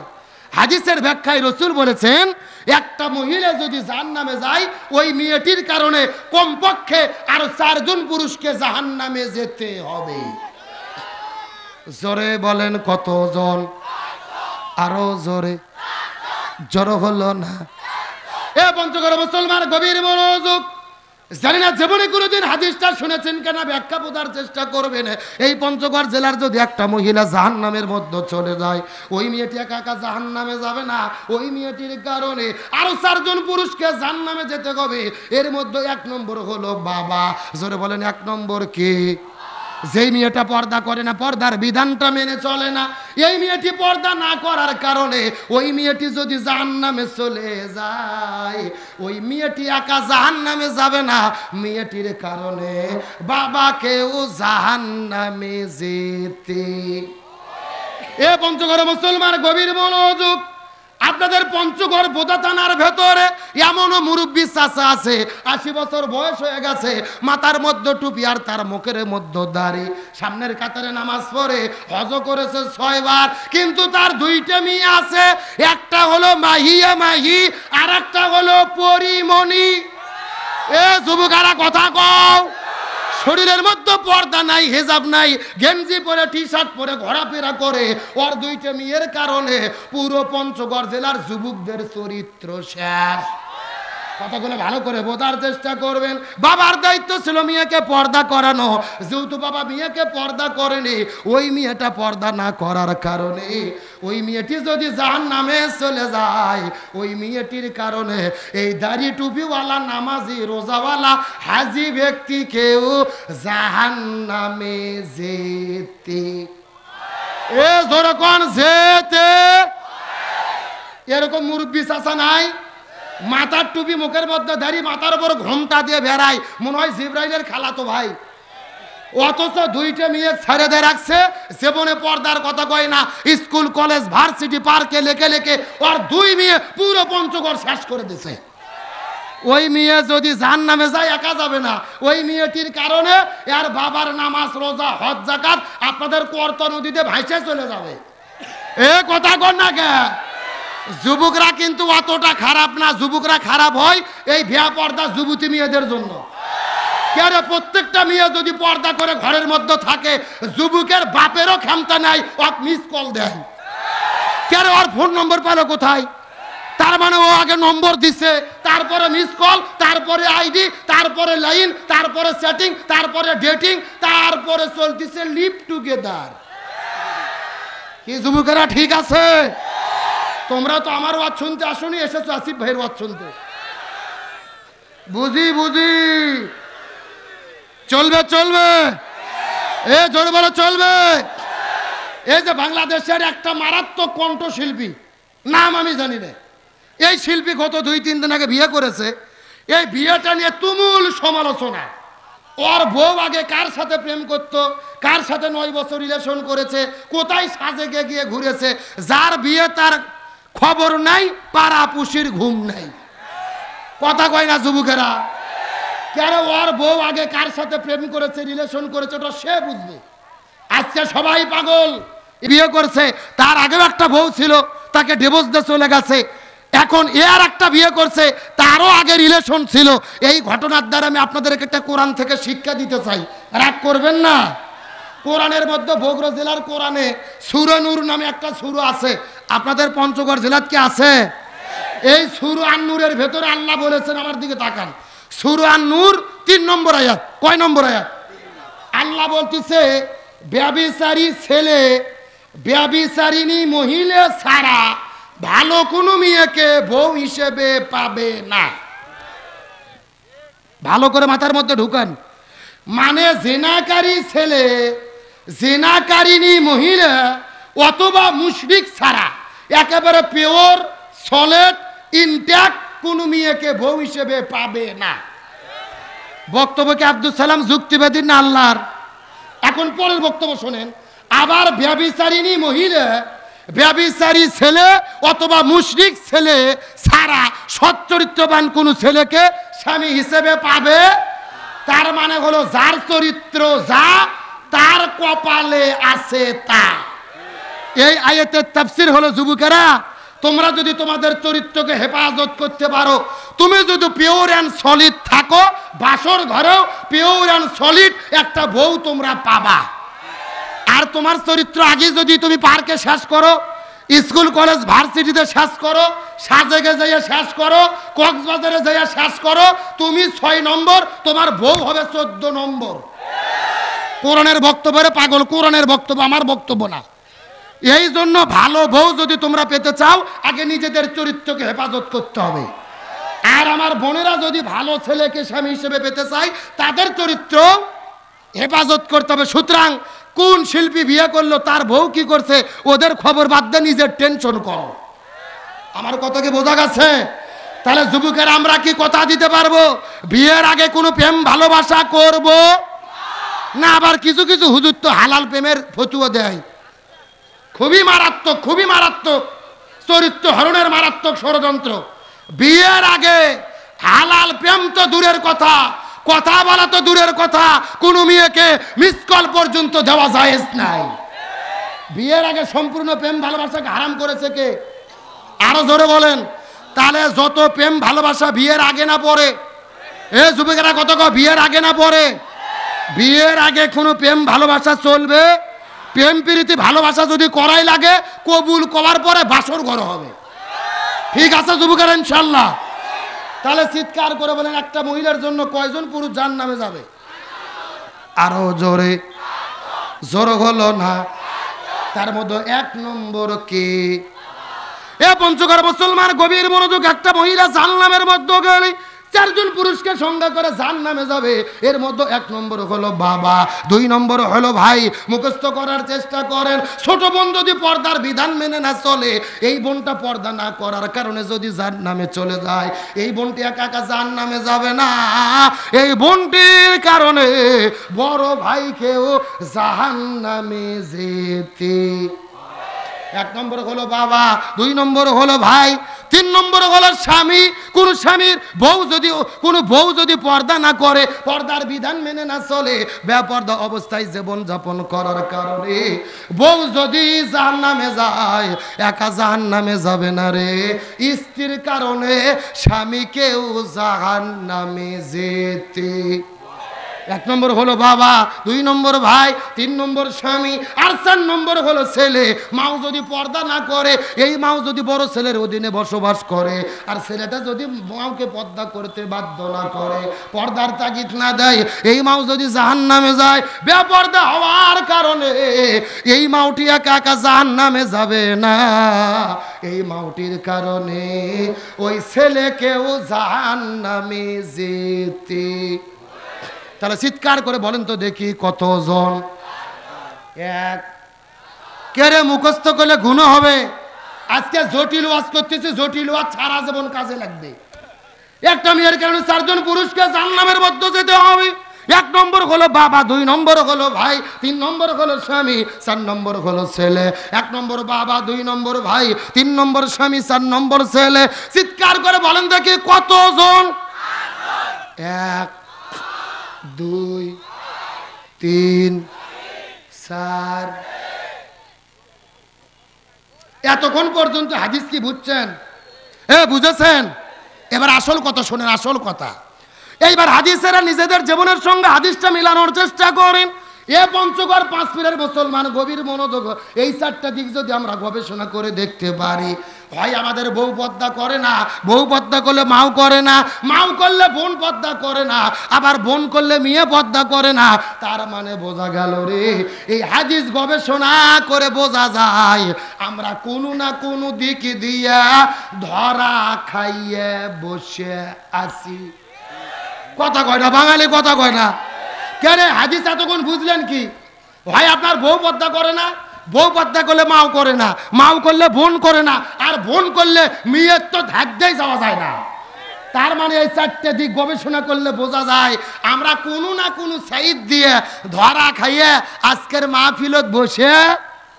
তার মানে বোঝা গেল হাদিসের ব্যাখ্যা। এই পঞ্চগড় জেলার 5পুর এলাকার ভেতরে, এই চানপাড়া এলাকার ভেতরে অধিকাংশ মহিলা যদি জাহান্নামে যায়, অধিকাংশ মহিলা জাহান্নামে যাবে না রে। অধিকাংশ মহিলার কারণে অধিকাংশ পুরুষদের কেউ জাহান্নামে যেতে। বাস হাদিস ক্লিয়ার। পঞ্চগড় জেলার অধিকাংশ মহিলা যদি জাহান্নামে যায়, অধিকাংশ মহিলার কারণে অধিকাংশ পুরুষরাও। এত আসতে বলতেছেন কেন? জোরে বলেন কোথায় যাবে? তার মানে বোঝা গেল আমরা যদি জাহান্নামের আগুন থেকে বাঁচতে চাই, আগে আমাদের বাড়ির গুলো বাঁচার লাগবে। এই জন্য আল্লাহর কোরআন বলছে কু আনফুসাকুম ওয়া আহলিকুম নার, নিজেও জাহান্নামের আগুন থেকে বাঁচো, পরিবারের সদস্যদেরকেও। তাহলে চিৎকার করে বলেন বেপরদা নারী যারা, আরো জোরে বলেন বেপরদা নারী যারা। এই কথা বলার পরে আমার নবীজি জিবরাইলকে জিজ্ঞেস করে ডাক দে, বলে ও ভাই জিবরাইল, 2 নম্বর কারা জান্নাতের মধ্যে যাবে বলো তো দেখ। জিবরাইল বলেন ইয়া রাসূলুল্লাহ, যেই মহিলাগুলো স্বামীর খেদমত করে না, স্বামীর কথা মতো চলে না, স্বামীর আনুগত্য করে না, এই মহিলাগুলো জান্নাতের মধ্যে যাবে। তার মানে বোঝা গেল স্বামীর অবাধ্য স্ত্রী যারা জাহান্নামে যাবে। চিৎকার করে বলেন বেপরদা নারী যারা, স্বামীর অবাধ্য স্ত্রী যারা। এখন বলেন তো স্বামীর অবাধ্য স্ত্রী আমাদের পঞ্চগড় আছে না নাই? আরো জোরে বলেন। কার কার বউ কথা শোনেন একটু হাত তোলেন তো দেখি। এই যে 4 জন রে, ওই যে আরো 2 জন। আমার দিকে লক্ষ্য করেন, হাসার জন্য বলিনি। বর্তমানে পঞ্চগড় জেলার মহিলাদের যে অবস্থা, স্বামী যদি বউয়ের কথা শোনে, বউ বলে আমার স্বামী সোনা ময়না কলজে টিয়ে পাখি, এর মতো ভালো স্বামী দেশত নাই। আর যেই স্বামী বউয়ের কথা শুনতে চায় না, ওই স্বামী বউ বাড়ির থেকে বাপের বাড়ি চলে যায়। কিন্তু আল্লাহ বলেছে, বলেন তো পরিচালক কি স্বামী হবে না স্ত্রী হবে? আল্লাহর কোরআন বলেছে আর রিজালু কাওয়ামুনা আলান নিসা, পরিচালক কোনো মহিলা হতে পারবে না, পরিচালক হতে হবে পুরুষকে হুকুমকার। পঞ্চগড় মুসলমান গভীর মনোযোগ। এই যে 1 মাস আগে আমেরিকাতে নির্বাচন হলো, আধা পাগলা ডোনাল্ড ট্রাম্প, আধা পাগলা আমেরিকার লোক তাকে ভোট দিয়ে প্রেসিডেন্ট বানাইছে। অথচ তার বিরুদ্ধে ভোটে দাঁড়িয়েছিল বিশ্ব সুন্দরী কমলা হ্যারিস। আমেরিকার লোক তাকে ভোট দেয়নি। ওরা চিন্তা করে দেখেছে আধা পাগলা ডোনাল্ড ট্রাম্প ভালো, তাও কোনো নারীর ক্ষমতা ভালো না। আমেরিকার লোক ইহুদি খ্রিস্টান হয়ে বুঝলো রে। আর আমরা 90% মুসলমান বুঝলাম না। স্বাধীনতার 54 বছর পার হয়ে গেল, আমরা ঘুরিয়ে ফিরে নারীদের ক্ষমতায় বসালাম। একটা কথা মনে রাখবেন, যেই পরিবারের নারী প্রধান, যেই পরিবারের মহিলা প্রধান হয়, ওই পরিবার পৃথিবীতে জাহান্নাম। এই জন্য কোনো প্রধান নারী হতে পারবে না। তার কারণ নারীকে যদি আপনি একবার ক্ষমতা বসান, ও গ্লুকোজের আটার মতো বসে থাকে, তাও ক্ষমতা ছাড়ে না। কে রে, গত 16 বছর হাসিনাকে দেখছেন না? এত চেষ্টা করে ক্ষমতা ছাড়া যায় না। আপনি আমার দিকে লক্ষ্য করেন, পরিচালক হবে পুরুষ। আপনাদের এলাকায় মহিলা মানুষ যারা ভিক্ষা করে, ওদেরকে কি বলে ভাই? ফকির না ফকিরনি? ভাই সে আসো আছে একটু বোঝেন, ফকির না ফকিরনি? ছেলে মানুষ যারা ভিক্ষা করে এরা হলো ফকির, আর মেয়ে মানুষ হলো ফকিরনি। আরে ভাই ফকিরনিরা তার ব্যাগের চাউলই রক্ষা করতে পারে না, দেশ রক্ষা করবে কেমনে? আপনাদের এলাকায় একটা ফকিন্নি ভিক্ষা করার জন্য এসেছে, আসার পরে দেখে একটা বাড়ির মধ্যে ঝগড়া চলতেছে, শাশুড়ি আর বেটার বউ। এমন সময় ফকিন্নি ভিক্ষা নিতে গেছে, বেটার বউ শাশুড়ির উপরে রাগ করে 5 কেজি চাউল ডাবরত থেকে বের করে ওর ব্যাগত ঢেলে দিয়েছে। না, ফকিন্নি 5 কেজি চাউল নিয়ে খুশিতে পুরো গ্রাম ঘুরতেছে আর বলতেছে, শাশুড়ি আর বেটার বউয়ের কি হলো, আমাকে 5 কেজি চাল দিল। গ্রাম পুরো গ্রাম হয়ে গেছে। একটা মহিলা চিন্তা করছে, কে রে, ওই বাড়িতে তো বেটার বউ শাশুড়ি ঝগড়া চলতেছে, তার মানে আর বেটার বউ কাম সারছে, যাই শাশুড়িকে খবর দিয়েছে তোমার ছেলের বউ 5 কেজি চাল ফকিন্নিকে দিয়েছে। শাশুড়ি মাথা গরম, এক দৌড়ে ঘরের মধ্যে বের হয়ে ফকিন্নির চালের ব্যাগ কারে নিয়ে পুরো ব্যাগ নিয়ে এসে ডাবরের মধ্যে ঢেলে নিয়েছে। বেটার বউ দিয়েছিল 5 কেজি, আর সকালে পুরো বোদা ঘুরে পাশে 5 কেজি, ওই 5 কেজিও নিয়েছে। কথা কি বোঝা যায়? তাহলে যেই ফকিন্নি ঝোলার চাউল রক্ষা করতে পারে না, ওই ফকিন্নি কি দেশ রক্ষা করতে পারবে? ওরা পারেওনি। গত 16 বছরে আমার দেশটাকে তারা ভারতের নরেন্দ্র মোদীর হাতে তুলে দিয়েছিল। আজকে ক্ষমতা হারিয়ে পাগলি হয়ে গেছে। পাগলি পাগলি পাগলিটা কিভাবে যা জীবনযাপন করতেছে ভাই, আমি খুব টেনশনে আছি। পাগলি রে, খাওয়া দাওয়া নাই, ঘুম নেই। আপনাদের এলাকার একটা লোক ভাই ছাগল হারাইছে, জোরে বলেন কি? এ জোরে কর না কে? সারাদিন খুঁজেছে, ছাগল পায়নি। বিকেল বেলা খুঁজতে খুঁজতে বেটার সঙ্গে দেখা, এই লোক লাভ দুটো বলতেছে, ভাই ছাগল দেখেছিলেন? ছেলে বলতেছে, কে আমার বাবা আমাকে ভাই বলতেছে, মানে মাথা নষ্ট হলো নাকি? ছেলে মাগজে বলতেছে, মা আব্বা আমাকে ভাই বলেছে। মা বলতেছে, তোমার বাবাকে বাড়িতে আসুক, এর বিচার আমি করব। স্বামী বাড়ি চলে গেছে, স্ত্রী ডাকতে বলছে, এই স্বামী তোমার কি মাথা নষ্ট? ছেলেকে তুমি কেন ভাই বলেছো? ও লাগ ধরে বলতেছে, মা তুই চুপ থাক মা, ছাগল হারালে এইরকম হয়। তাহলে যেই জাতি ছাগল হারালে ভাইক কয়, আপনার বেটাক কয় ভাই, আর বোক কয় মাও। আর ওই 16 বছরে বিনে ভোটে প্রধানমন্ত্রী হয়ে এই সিয়াত দখল করেছিল, 5 সেকেন্ডের মধ্যে দেয়াত ছাড়া। ওর মাথা কি কম পাগলি হয়েছে ভাই? ও কখন ভুল বুঝে কি বলতেছে তার কোনো গ্যারান্টি নাই। আমরা পরিষ্কার করে বলি, এই বাংলার জমিনে আগামী নির্বাচনে শান্তি প্রতিষ্ঠার জন্য আর কোন মহিলাকে আমরা প্রধানমন্ত্রী দেখতে চাই না। আগামীতে আমরা পুরুষ প্রধানমন্ত্রী দেখতে চাই। কারা কারা আগামীতে পুরুষ প্রধানমন্ত্রী দেখতে চান? দুটি হাত আল্লাহকে তুলে দেখান।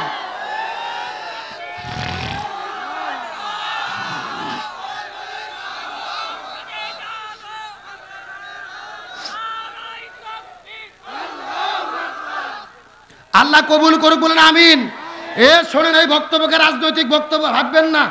বিএনপির যদি তারেক রহমান প্রধানমন্ত্রী হয় আমাদের আপত্তি আছে, জামাতের ডাক্তার শফিকুর রহমান প্রধানমন্ত্রী হলে আপত্তি আছে, চরমনের পীর প্রধানমন্ত্রী হলে আপত্তি আছে। আমাদের সোজা কথা, দল যেটাই ক্ষমতার যাক, আর কোনো মহিলা দাজ্জালকে দেখতে চাই না, পুরুষ প্রধানমন্ত্রী চাই। এটা কি আমার বক্তব্য না কোরআনের বক্তব্য? তাহলে চিৎকার করে বলেন, মহিলাদের পর্দা করার দরকার আছে না নাই? আরো জোরে বলেন। আমার বন্ধুগণ, মুসলমান ভাইরা গভীর মনোযোগ। এই জন্য আমার নবী বলেছেন, মহিলাদের 4টা আমল করা লাগবে। এই 4টা আমল করলে 8টা জান্নাতের দরজা খুলে দেওয়া হবে। 1 নম্বর হলো নামাজ, 2 নম্বর হলো রোজা, 3 নম্বর স্বামীর খেদমত, 4 নম্বর পর্দা। এই 4টা আমল যদি কোনো মহিলা করতে পারে, আল্লাহ তাদের জন্য 8টা জান্নাতের দরজা খুলে দেবে। যেই দরজা পছন্দ, ওই দরজা দিয়ে তারা জান্নাতে চলে যাবে। মহিলারা যদি পর্দা না করে, কবরের মধ্যে কেমন আযাব হতে পারে লক্ষ্য করে বোঝেন। আর একটা মিনিট মহিলাদের জন্য কথা বলবো, গভীর মনোযোগ। ওই পাকিস্তান দেশের করাচি শহরের ঘটনা। একটা সুন্দরী মেয়ে পাকিস্তান করাচি শহরের মধ্যে বিদায় নিয়ে চলে গেল। আল্লামা তারেক জামিল রহমতুল্লাহ আলাইহি তার কিতাবের মধ্যে বর্ণনা করে বলে, এই সুন্দরী মেয়ে বিদায় নেওয়ার পরে এলাকার মানুষেরা যখন তার জন্য কবর খোঁড়া শুরু করলো, কবর করতে করতে লক্ষ্য করে দেখা যায়, এই কবর খোঁড়া যখন শেষ হয়ে যাবে, লক্ষ্য করে দেখা গেল রে, এই কবরের ভেতরে 1 নয় 2 নয় 99টা বিষাক্ত সাপ এসে হাজির হয়ে গেছে। কয়টা সাপের কথা বললাম? এই দৃশ্য দেখার পরে এলাকার মানুষেরা বড় পাগল হয়ে গেল। প্রথম কবর বাদ দিয়ে 2 নম্বর কবর খনন করা শুরু করলেন। ওই 2 নম্বর কবর খনন করতে করতে ওই 2 নম্বর কবর খননটা যখন শেষ হয়ে যাবে, 2 নম্বর কবরের মধ্যেও 99টা সাপ দেখতে পারলেন। 3 নম্বর কবর খনন করলেন, ওই 3 নম্বর কবরে আবার 99টা সাপ দেখতে পারলেন। চিৎকার করে বলেন তো সর্বমোট কবর খনন করেছে কয়টা? আরো জোরে বলেন। একে একে 3টা কবর খনন করলো, 3 কবরের মধ্যেই কয়টা সাপ? এলাকার মানুষেরা জানাজানি হয়ে গেল, পেপার পত্রিকায় খবরও চলে গেল। ওই পাকিস্তান দেশের বড় বড় মুফতি মুহাদ্দিসদেরকে ডাকা হলো, পাকিস্তানি আলেমদেরকে ডাকার পরে জিজ্ঞেস করা হলো, এ পাকিস্তানের আলেমেরা তোমরা ফতোয়া দাও তো দেখি এখন আমরা কি করব। পাকিস্তান দেশের আলেমেরা বলে, এই 3টা কবর কেন, 3000 কবর কেন, 3 লক্ষ কবর কেন? যদি 3 লক্ষটি কবর খনন করো কোনো লাভ হবে না রে। এই মেয়েটি যে আমল করেছে ওই আমলের কর্মফল তাকে কবরে ভোগ করতে হবে। ওই মেয়েটি কি এমন পাপ করলো যেই পাপের কারণে কবরের মধ্যে 99টা সাপ? আমাদের জানার দরকার আছে না নাই? এ পঞ্চগড় মুসলমান গভীর মনোযোগ অবশ্যই বলবো, তবে এখন আমি আপনাদের আলোচনার মধ্যে ফিরে নিয়ে চলে যেতে চাই।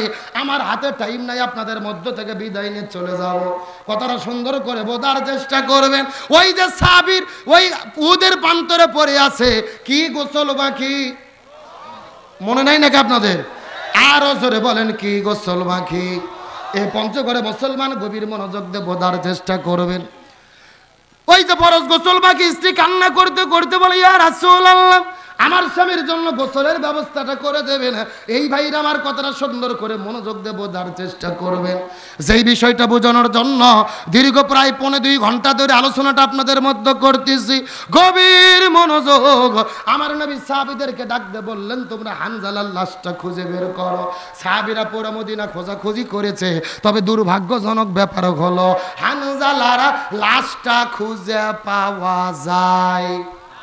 নবীজি সাহাবীরা বড় টেনশনের মধ্যে পড়ে গেলেন, সাহাবী হানজালার লাশটা কোথায় চলে গেল? আবার নবীজি দায়িত্ব দিলেন, তোমরা খোঁজাখুঁজি করে বের করো, পুরো মদিনা খোঁজো, হুদ পার খোঁজো, খেজুরের বাগান খোঁজো। আবার নতুন করে খোঁজাখুঁজি করা হলো। 3 বার ধরে খোঁজাখুঁজি করেছে, কিন্তু সাহাবী হানজালার লাশটা খুঁজে পাওয়া যায়। আমার নবীজি বড় টেনশনের মধ্যে পড়ে গেলেন। আমার নবীজি কান্না করতে করতে সেজদায় চলে গেছেন। আমার নবীজি লক্ষ্য করে দেখেন আকাশের মধ্য থেকে ঝিরঝির ঝিরঝির করে বৃষ্টি পড়তেছে। নবীজি টেনশনটা আরো বেড়ে গেল, আকাশের মধ্যে মেঘ নাই, কোথায় থেকে বৃষ্টি পড়ে। নবীজি কান্না করে করে দোয়া করে, আল্লাহর পক্ষ থেকে জিবরাইল আসার পরে ডাক দিয়ে বলে, ইয়া রাসূলুল্লাহ আপনি টেনশন করবেন না, আপনি রাগ করবেন না, আপনার সাথে হানজালা বাসর ঘরের মধ্য থেকে ফরজ গোসল বাদ দিয়ে জিহাদের ময়দানে এসেছে, 3 ওয়াক্ত ফরজ নামাজ কাজা করেছে। আল্লাহ তাআলা হানজালার উপরে এত বেশি রাজি খুশি হয়ে গেছে রে, আল্লাহ জান্নাতের ভেতর থেকে জান্নাতে ফেরেশতা পাঠায়া হাউজে কাউসার আর জমজমের পানি দিয়ে সাহাবী হানজালার গোসলের ব্যবস্থাটা করেছে। লিল্লাহি তাকবীর। এ পঞ্চগড়ে মুসলমান গভীর মনোযোগ, কি বুঝলেন? একদিকে ফরজ গোসল বাকি, আর একদিকে 3 ওয়াক্ত ফরজ নামাজ বাকি। ইসলামী আন্দোলন করার জন্য, দিন কায়েম করতে গিয়ে জীবন দেওয়ার জন্য আল্লাহ এত বেশি রাজি খুশি হয়েছে, আসমান থেকে জান্নাতে ফেরেশতা পাঠায়া তার জন্য গোসলের ব্যবস্থাটা করে দিয়েছে। তার মানে বোঝা গেল ফরজ গোসলের চেয়ে, ফরজ নামাজের চেয়ে আল্লাহর কাছে সবচাইতে প্রিয় হলো এই জমিনে কোরআন বিজয়ের আন্দোলন করা। এই জন্য আল্লাহর কোরআন বলে, ওমা ওয়াসাইনা বিহি ইব্রাহিম ওয়া মুসা ওয়া ঈসা আন আকিমুদ্দিন ওয়ালা তাতাফাররাকু ফি। হে পঞ্চগড়ে মুসলমান গভীর মনোযোগ, আল্লাহর ঘোষণা, হযরত ইব্রাহিম আলাইহিস সালাম, হযরত মুসা, ঈসা, এই জমিনের ভেতরে যত নবী রাসূল প্রেরণ করেছি প্রত্যেকটা নবী রাসূলের দায়িত্ব ছিল আন আকিমুদ্দিন, তারা যেন জমিনে দিন কায়েম করে। তোমরাও যদি মুসলমান হও, দিন কায়েমের আন্দোলন করতে হবে। ওয়ালা তাতাফাররাকু ফি, এই ব্যাপারে কোনো দলাদলি করা যাবে না। চিৎকার করে বলেন, হুকুম কার? এ পঞ্চগড়ে মুসলমান কান খাড়া করে বোঝার চেষ্টা করেন।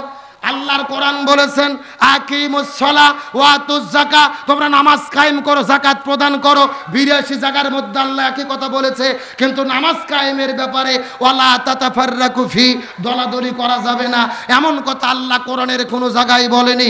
আল্লাহর কোরআন বলেছে কুতিবা আলাইকুমুস সিয়াম, রমজান মাসে রোজাকে ফরজ করে দিলাম, রোজা রাখো, কিন্তু রোজা রাখার ব্যাপারে ওয়ালা তাতাফাররাকু ফি, তোমরা দলাদলি করো না, এমন কথা আল্লাহ কোরআনের কোনো জায়গায় বলেনি। আল্লাহর কোরআন বলেছে ওয়ালিল্লাহি আলান নাসি হিজ্জুল বাইত মান ইসতাতা ইলাইহি সাবিলা, যদি তোমাদের সামর্থ্য থাকে হজ করো, কিন্তু হজ করার ব্যাপারে ওয়ালা তাতাফাররাকু ফি, তোমরা দলাদলি করো না, এমন কথা আল্লাহ কোরআনে বলেনি। আল্লাহর কোরআন বলেছেন ফাযকুরুনি আযকুরুকুম, তোমরা আমার জিকির করো, আমিও তোমাদের জিকির করব, তবে জিকিরের ব্যাপারে ওয়ালা তাতাফাররাকু ফি, তোমরা দলাদলি করো না, এমন কথা আল্লাহ কোরআনের কোনো জায়গায় বলেনি। কিন্তু আল্লাহর কোরআন বলেছে আকিমুদ্দিন, তোমরা দিন কায়েম করো, ওয়ালা তাতাফাররাকু ফি, এই ব্যাপারে কোনো মত পার্থক্য করো না। তার মানে বোঝা গেল আল্লাহ খুব ভালো করে জানে নামাজ, রোজা, হজ, যাকাত এইগুলো নিয়ে কোনো দলাদলি হবে না। যত দলাদলি হবে এই জমিনে কোরআন বিজয়ের আন্দোলন নিয়ে। আল্লাহর বক্তব্য কি মিলে? আপনাদের পঞ্চগড়ে এমনও বুড়ো চাচা আছে, মুখের মধ্যে দাড়ি, মাথার মধ্যে টুপি, নামাজ পড়ে 5 ওয়াক্ত।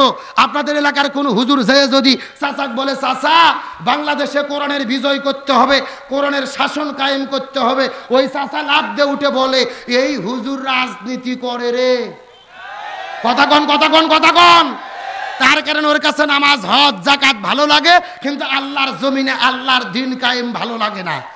একেবারে সোজা কথা, যার কাছে নামাজ, রোজা, হজ, যাকাত ভালো লাগে, আল্লাহর জমিনে আল্লাহর দিন কায়েম ভালো লাগে না। এরাই হলো টাটকা মুনাফিকের গোষ্ঠী। তার কারণে মুনাফিকের সর্দার ছিল আব্দুল্লাহ ইবনে উবাই। মুনাফিকের সর্দার কেন হলো? কারণ হলো দুইটা, রসুলের পিছেই নামাজ পড়তো, মুখদ্দারি, মাথার টুপি, হজ করতে 6 বার। সর্দার কেন হলো? দুইটা কারণে। 1 নম্বর নবীর নেতৃত্ব মানেনি, 2 নম্বর জমিনের ভেতরে দিন প্রতিষ্ঠার বিরোধিতা করেছে। সুতরাং আজকের প্রোগ্রাম থেকে পরিষ্কার করে বলি, আল্লাহর কাছে সবচাইতে দামি ইবাদত হলো দিন কায়েমের আন্দোলন করা।